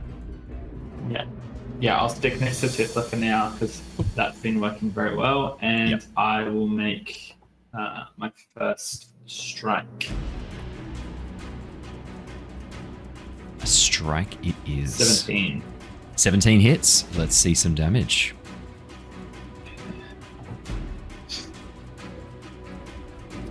So you guys were pretty close with your guess. So one of the things that the players guessed that this might be is an aboleth. You were pretty close. It was inspired by the idea of having an aboleth in the dark water. And then I came up with something even more horrifying.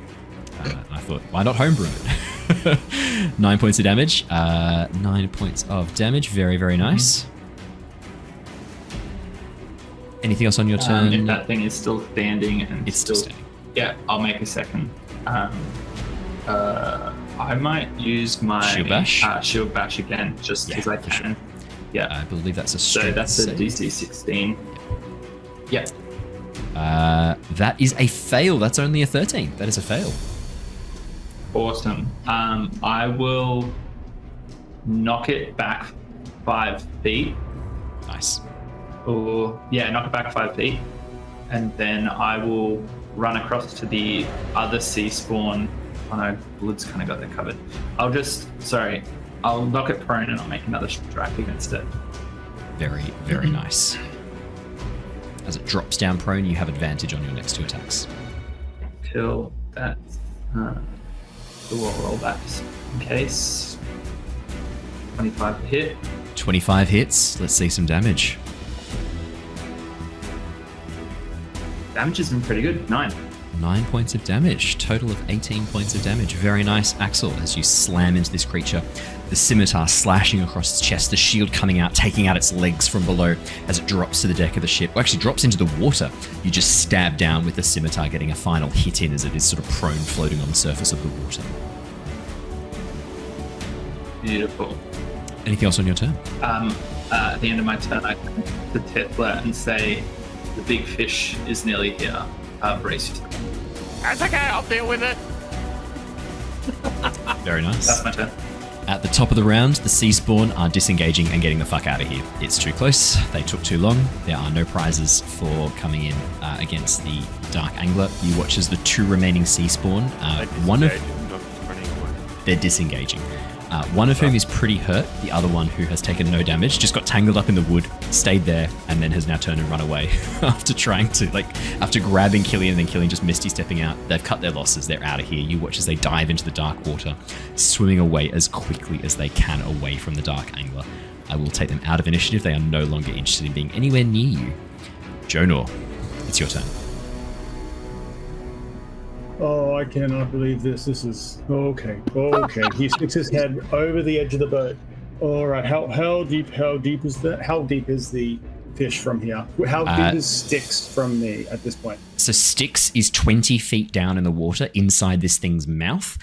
You can now see the top fin, this massive rising fin, almost like a sea serpent's fin, breaking the surface of the water like a sail.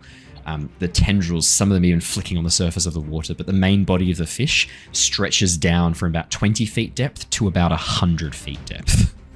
For sure. That's as long as he's within 30. You're within 30. All right, let's do it. And at this point, Jonor's going to stand up, pull his coat close to him, and then some of the mist from around the boat is going to sweep over Jonor, and from top down, he just disappears into a mist. He leaves the boat, and a moment later, he appears beside Styx, holding onto one of the teeth as he casts Misty Step into the mouth of this giant fish. What? And what the plan is, You're Jonor so had 2 things to do in mind. What he wants to do... You're a wizard! What are you doing? Why are you in its mouth? Just give us a moment. Let him cook. Hang on, this could be. He's either Gordon Ramsay or Jamie Oliver. We don't know at this stage. Let him cook and let's see see where he comes out. What matters next is I'm going to try to get myself back up onto the boat with Styx by sounding a using lot like Jamie Oliver. Step, oh, okay. like it with a thunder step. So I've dived down. I'm going back up, but I am terrified of water. If I don't keep my cool in this water here, I think I would freak out and not grab Styx when I thunder step back up. There's one more problem, Jonor. You are attempting to cast 2 spells of a level. Bonus and a full. Is So there Misty is a a bonus, somatic thunder step is a for normal underwater? action. But the other problem as well is that you're trying to cast there's- 2 leveled spells in a turn, which I don't think you are allowed to do. Oh, really? Yeah. Oh, this is a problem then. Yes. Do you want to? He's, Do you imagine this course of action before you? And the other thing as well, right? Raph brought up a really good point. Is Thunderstep, does it require verbal components? It does require verbal, yeah. That will be tricky underwater, inside the mouth of the anglerfish. Yeah. I'm going to be an incredibly nice DM. Jonor, you know how your magic works. You know that this is probably going to be an issue. As you imagine this course of action, you have your quick foretelling, and you see, rather than this heroic misty step down and then thunder step out with Styx, instead, a moment later, you watch as a large tooth goes through your head and spears you as you drown inside this creature's mouth. The foretelling ends, and you look down at the Tarocca card that you drew, which shows death upon it. Grim Reaper with a scythe. You just tuck that card away, like, nah, not that. You are back on the ship. Not. Yep. We'll go for a shatter instead, then a 3rd level, and I'm sending it deep, 60 feet deep, rather than the 20 where. Onto the main body, absolutely. That's I right, will that's roll right. a. Just looking between Styx, whatever Styx is doing, and between Jonah's reaction to being on the water. Why didn't you say anything before we got on the boat? We could have walked. I didn't know this. I think that's more to Tithla. Shatter. That is a con save of 20, so it's going to be half damage. 17 thunder damage, so that is halved to 8. No, 9. No, rounded down 8 points of thunder damage. That'll be it. Alrighty. Sorry, no. It is still shatter. It is still underwater. Never mind. Ignore that. It is the full thunder damage. There we go. Perfectamundo. Anything else on your turn, Jonor? No, that's it. The Dark Angler. it's not happy about this. Styx is inside its mouth, so it's going to swallow Styx. I mean, Styx, could you make me a strength saving throw, please? Or are you willing? Is this No, I'm actively trying to get down there. Okay, in that case, then it's less of it swallows you. It kind of opens its jaw a bit wider. You see the throat begin to open up, the sort of sphincter-like muscle at the throat that closes it off to stop water getting in the stomach. You just swim straight through. It doesn't even have a chance to swallow you as you get sucked down into its belly. Styx, it is pitch black apart from the light from your sword as you are squashed inside the throat of this thing as you are swallowed down into its first stomach. As you plunge into the acidic, very, very acidic bile and stomach acid, you are going to take... That's 24 points of acid damage. Oh, fuck. Cool. Is this what you... Is this... how's the plan coming along? I was kind of expecting the lightsaber to be a little bit more lightsabery at this point. It's not a lightsaber phone. We've discussed this. It's a... Okay.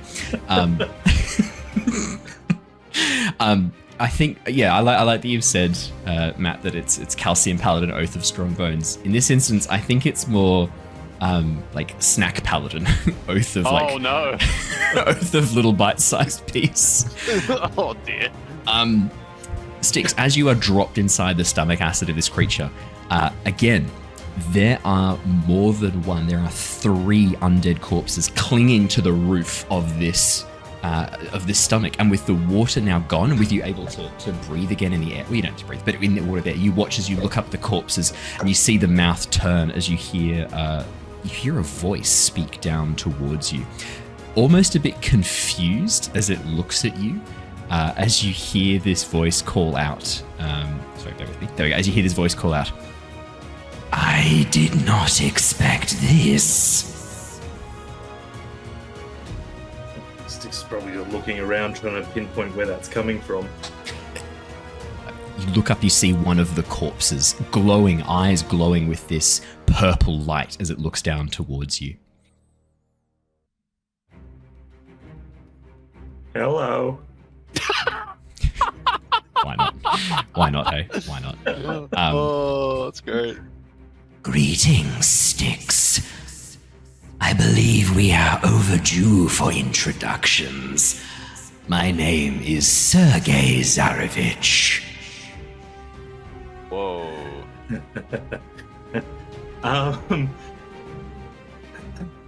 Good. I can't do anything yet until it's my turn, but that sends Styx over the edge. On the surface of the water, on the surface of the water, there's going to be... Weird FA is all that's happening, really. Yeah. I mean, it's amazing lore that's never going to reach you guys because Styx is going to be digested in a second. So just like Grinner, being taken away, not with us by Strahd. Yeah. You just watch as Styx dives into the maw of an anglerfish, and then that's it. And you also lose the sun sword at the same time. Should be right. I'll come out of this, all right? Don't stress. Oh boy. Okay. You might come out of it, but you won't be all right. Yeah. You'll be half left.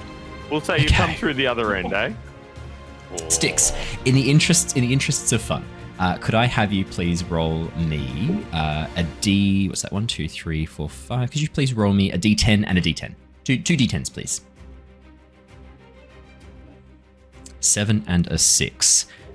This is going to be Jonor again, unfortunately, and Killian, the 2 closest. Jonor and Killian. Apologies for this. Okay, Jonor. Well, hang on. If this is the angler attacking, yes, it's got compelled duel on it, so it has to attack me. It has swallowed you. With disadvantage. Okay, I will roll with disadvantage. It has swallowed you though, so it's kind of like it is attacking you. You're being digested. It's in its tiny fishy brain. Mission success. There was a compelled duel. Problem solved. But I will. That's fair. I will roll with disadvantage on this because technically it is attacking other things, not you. That is true. It's attacked you as much as it can, though. Okay, one of those was a natural 20 against Killian. Killian, say thank you to Raph. That is not a natural 20 against you now. Which Jonor, is fine, because I'm immune to them, so as long as it's not oh, it against doesn't matter Jonor, it's anyway. fine. Exactly, it doesn't matter anyway. Jonor, that's going to be an 18 to hit you. Killian, that's going to be a 22 to hit you. Yes. Bit of shimmering gold protects You my shield it. brain. That's one. He's going to shield it. Look at him go. In that case, then, it is just going to be Killian as you take the full blast of this, this like psychic blast from the edge of this lure. That's going to be 19 points of psychic damage, Killian. And then, as my reaction, as I get hit with this radiant fire, erupts from Killian and sort of engulfs this creature as I'm going to upcast Hellish Rebuke at 3rd level at it. If it could make me a dexterity saving throw, please. This is going to come as a massive shock, but the enormous whale-sized anglerfish, not so great at dex. That's going to be a 14. I think that's a fail, isn't it? Yes. Very nice.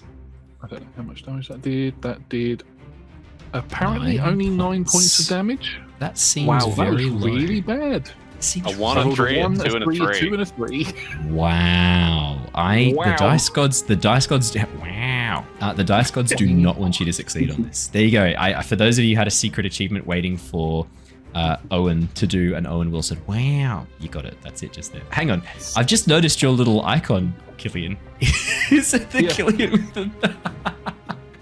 It's the Killian with the little bandor. That's fucking fantastic. How have I not noticed that before? Where did you get that? I've only just changed it recently. That's brilliant. That is so funny. I need to. That's in the Discord, isn't it? I'll need to add that to the. Yeah. I'll have to add that to the overlay as a fan art. That's fucking amazing. That is the Dark Angler's go. It is going to move a little bit further underneath the boat, but for now, it's kind of focused on trying to disable the attackers on the surface. Tithla, it's your go. All right. Do we have line of sight on this thing? We can see it. We know it exists. Oh man, yeah. Yeah, it's fucking Happy huge. days. You can't miss it. There's a sail bigger than your boat rising above the surface of the water. The lure hanging low in the water on this long, fleshy tendril. Well, no one can see the lure because it's so small. Oh no, from the anglerfish. Never mind. I thought you were talking about the lure that was Killian before. I thought you were talking about the lure that is Styx inside the stomach of the creature. Yes, you can't see Styx anymore, so still correct. lot of other lures going on. Tithla will shift her hunter's mark. Yep. To the big beast. And how low beneath the surface? How confident, sorry.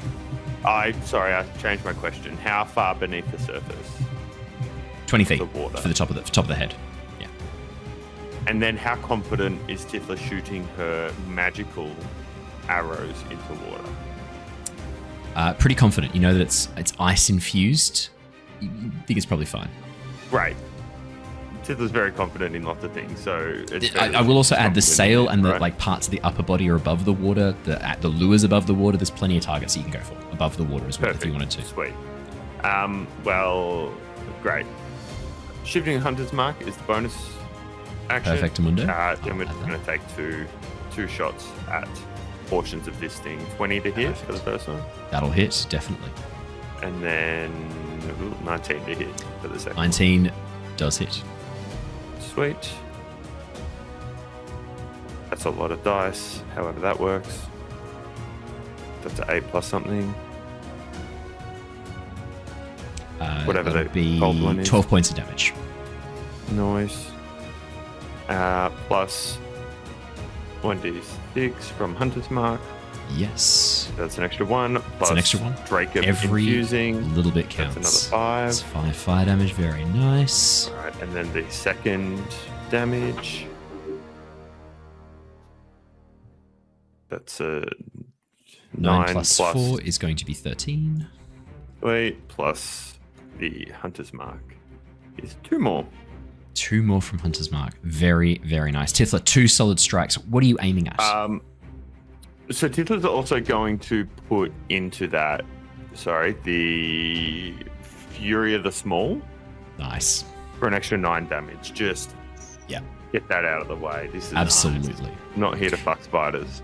As I'm an not. Australian, that's very unpatriotic of you. Take that back immediately. You don't tell me how to live my life, Owen. I do. That's that's what we're doing here. That's this whole thing. As your 2 arrows fly forwards, what are you aiming at? What's your sort of like point of... Tithla's going to aim at the little dangle. At the He lure? assumes that's a soft point, a sore spot. As the 2 arrows fly forward, striking into the lure, you watch as the fish begins to writhe about underneath the surface of the water, the waves pushing the boat back a little bit as it kind of rocks in this wake.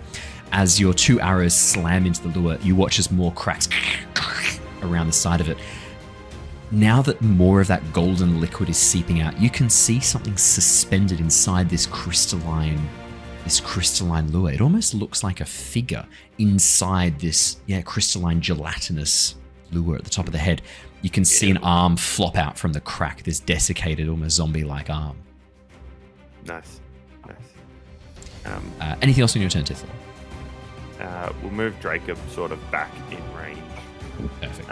And then Tithla's going to sort of just like run to the other side of the boat. Not that it's really going to do anything. But it makes you feel better. Let's just not be the first one. Yeah. Well, I mean, you can't be the first one. Styx is already in there. Well, so he's behind enemy lines is what I'm hearing. That's it. Blood, it is your turn next. Awesome. So, from Blood's perspective, does he have a line of sight on Styx at all at this point? No, Styx is inside its stomach. Styx has been swallowed. Sweet. I offered Raph many opportunities to change his mind, and he When have I actively ever said, taken you up on getting out of things? "That's very true." Isn't it? He actively said, "I swim down its gullet, so like, there's nothing more I can do." Is the fish? Is it like how underwater is it? So at this point, most of its long, sinuous body, so it's a little bit different to an anglerfish that we see. So it's got the enormous head, quite large body, and then it's got this stretching, almost serpent-like tail that disappears underneath the surface of the water. The head, the large central sail are above the surface of the water. A number of the spines, a number of the tendrils are on the surface of the water and just poking above. The top of the head is just at the surface of the water. The main maw is about 20 feet below, and the eyes are about 20 feet below the water as well, just because of its sheer size. The lure is kind of floating on the surface of the water. Does the lure? So the lure is like floating on the surface. Yes, so could I strike it from if I was to move to where like Killian and Jonor is? I could strike. If you were to jump onto either, like, probably the best place is the very front of the main ship that you're on, rather than the outrigger. If that is, all right. So I see like Tithla running to me, and I'm like, "Hello, Tithla," and then I just run past, switching spots. Excuse me, Blood. Excuse Blood. You see Blood run up to the bow front of the ship. He just pulls out the axe. Well, he's already holding it. He just sort of waves it in the air. And he will reckless attack, realizing the damage that Tithla's just done with that arrow. He's going to try and capitalize on that, and will reckless attack this lure, I guess. Very nice. So that will be with advantage, which is probably a good thing. Yes, it is. 14 is not a hit, so let's see that with advantage. 12. That's also going to miss. That's going to miss, unfortunately. That's fine. I get a second attack. Hopefully this one will do a bit better. It's a 20 unnatural. Good start. Hey, there it is. Natural 20. Yes. Absolutely. 29 total. So yeah, natural 20. Let's see it. Let's see the damage.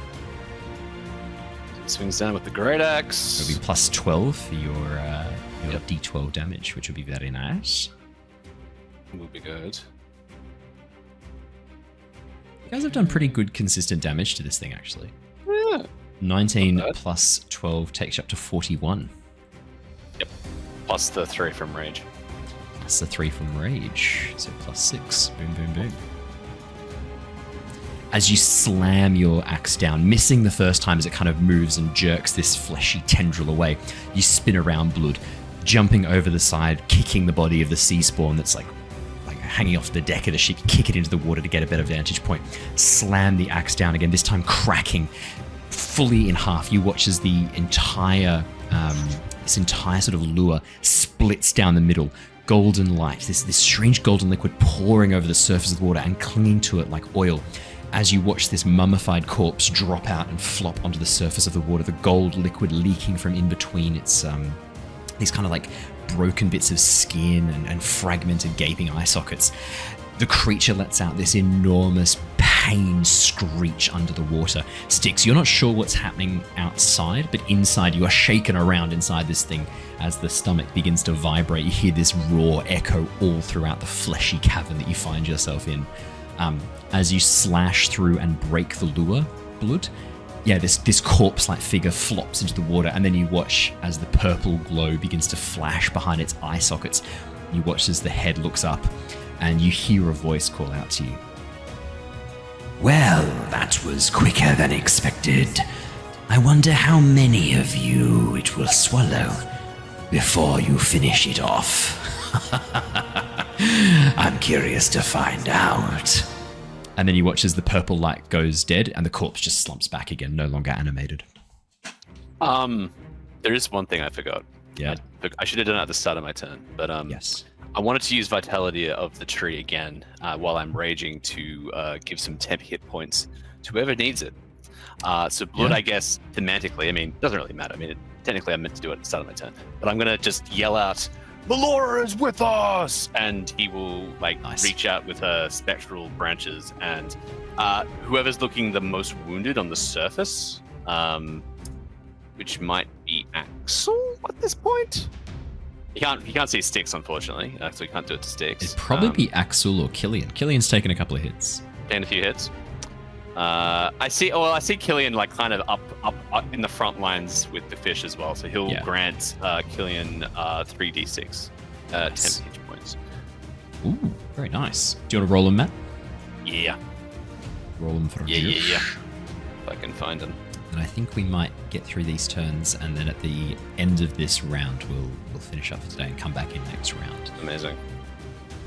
Alrighty, Styx. Sorry. Now is the time. 8 points. 8 points of temp HP to you, Killian. Styx. Hey, mate. Right. So this big old anglerfish that I now have the inside scoop is being controlled by Sergei to one degree or another. Oh yeah. How controlled is it? Do I get the vibe that this thing itself is fiend or undead, or do I kind of get the vibe that it's just being controlled?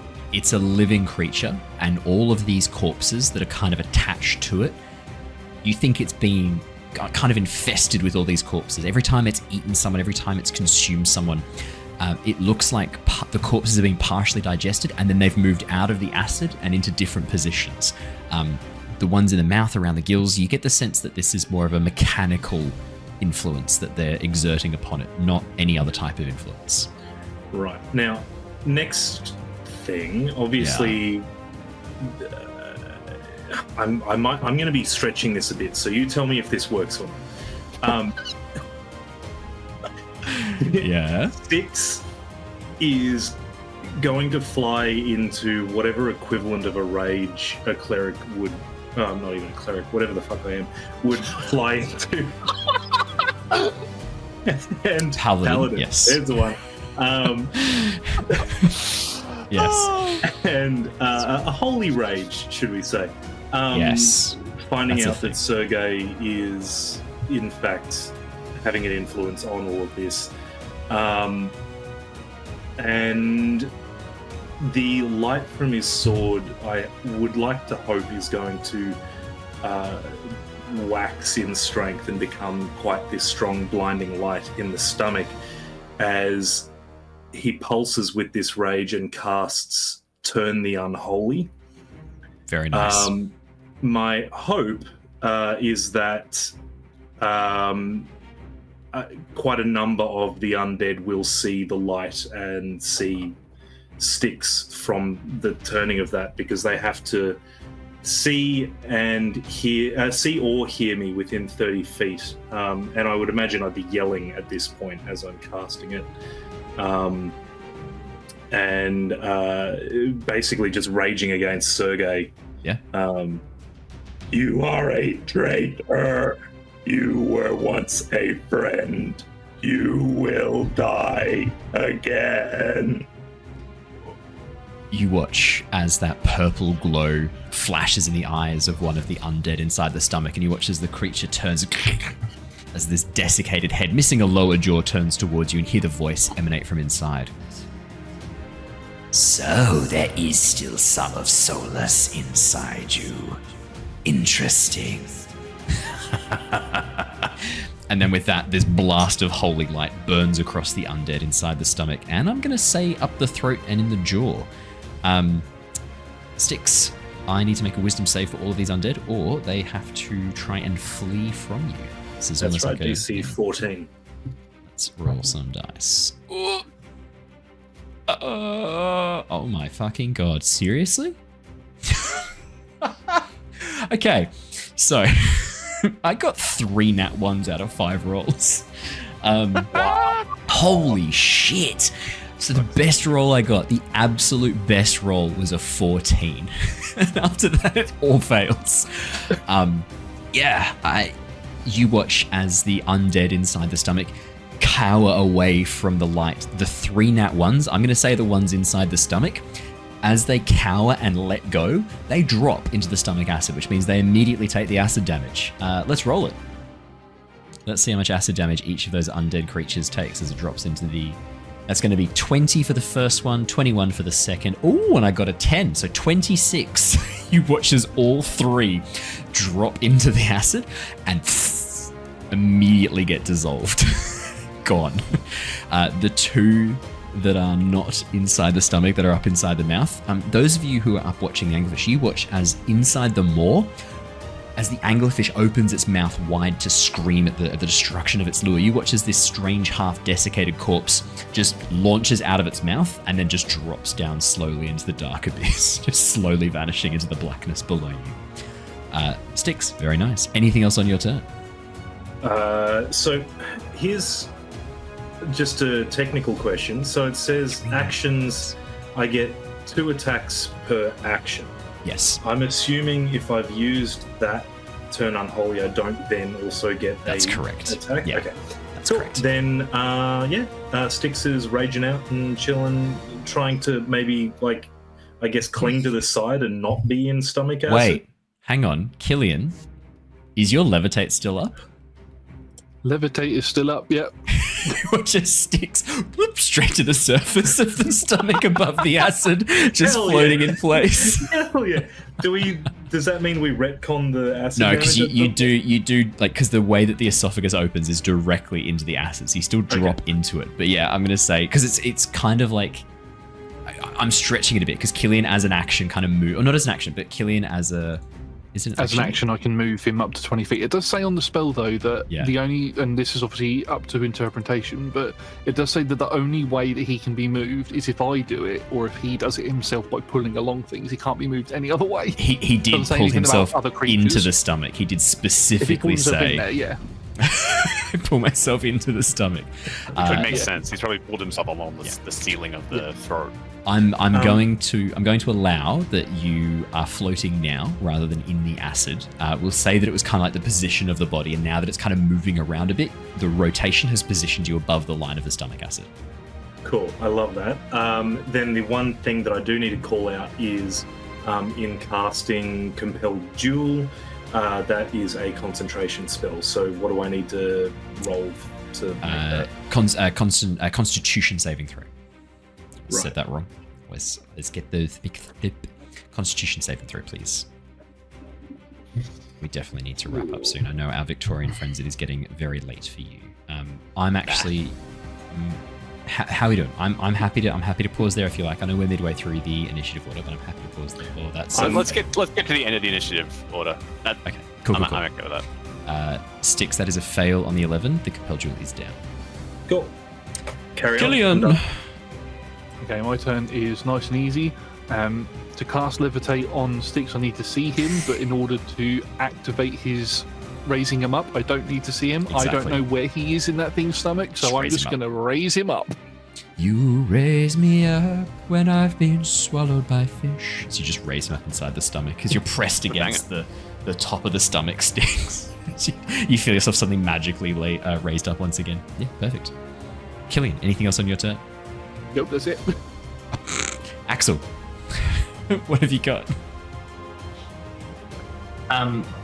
2 questions. Is it clear that the fish is continuing a sharp ascent to collide with the boat in this, It's or no has it longer- like lingered underneath the ship? It's lingered underneath the ship. It looks like it's trying to kind of stun you using these blasts of psychic energy. It has so far not been very successful in stunning any of you. You've been pretty good at defending these.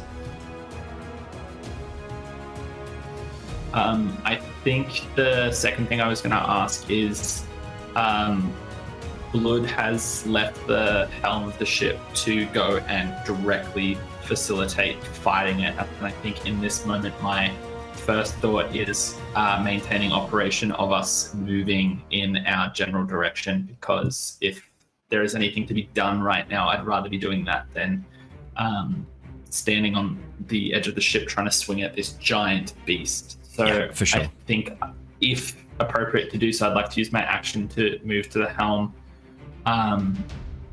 and tell Tithla that was fine firing, steady yourself in case this thing, charges at us. Stay low. We've got this. Is that a high joke about us that we need to stay low because we're already low? Sure. It's kind of like we can make short jokes, but other people can't. We should yeah. be fine. And that's the end of my turn. Alrighty, and that is where we are going to wrap up for tonight. We will come back with the rest of that combat next week. Oh boy. Good luck, everybody. You've done really well, though. That's been some really nice, solid damage.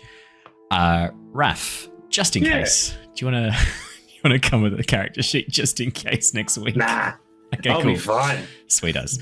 Awesome. Thank you so much for joining us, everybody. I'm sorry about the technical difficulties that meant we started a little bit later. I will get those fixed before we have our Return of the Giant stream tomorrow night and our Avatar Legends stream on Tuesday. If I have to reinstall all of my audio drivers one by one, I will fucking do it tomorrow. What's wrong? Josh? You said Return of the Giants tomorrow night. Tomorrow night. and Avatar Legends on Wednesday Tuesday. night. Yeah, I did say tomorrow night, didn't I? Yeah, Wednesday night.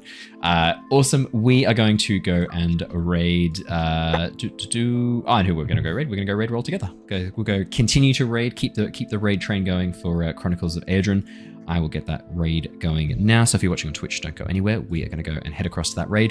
For those of you watching on YouTube or listening to the podcast, thank you so much. Make sure you hit the like, subscribe, comment, review, whatever button allows you to show support and help us against the algorithm, which lurks like some dark angler deep in the depths. That would be very, very helpful. Thank you so much. Until next time, everybody, stay safe, stay well, and we will see you all again very soon. But until then, farewell. Goodbye. Bye. Goodbye. Bye.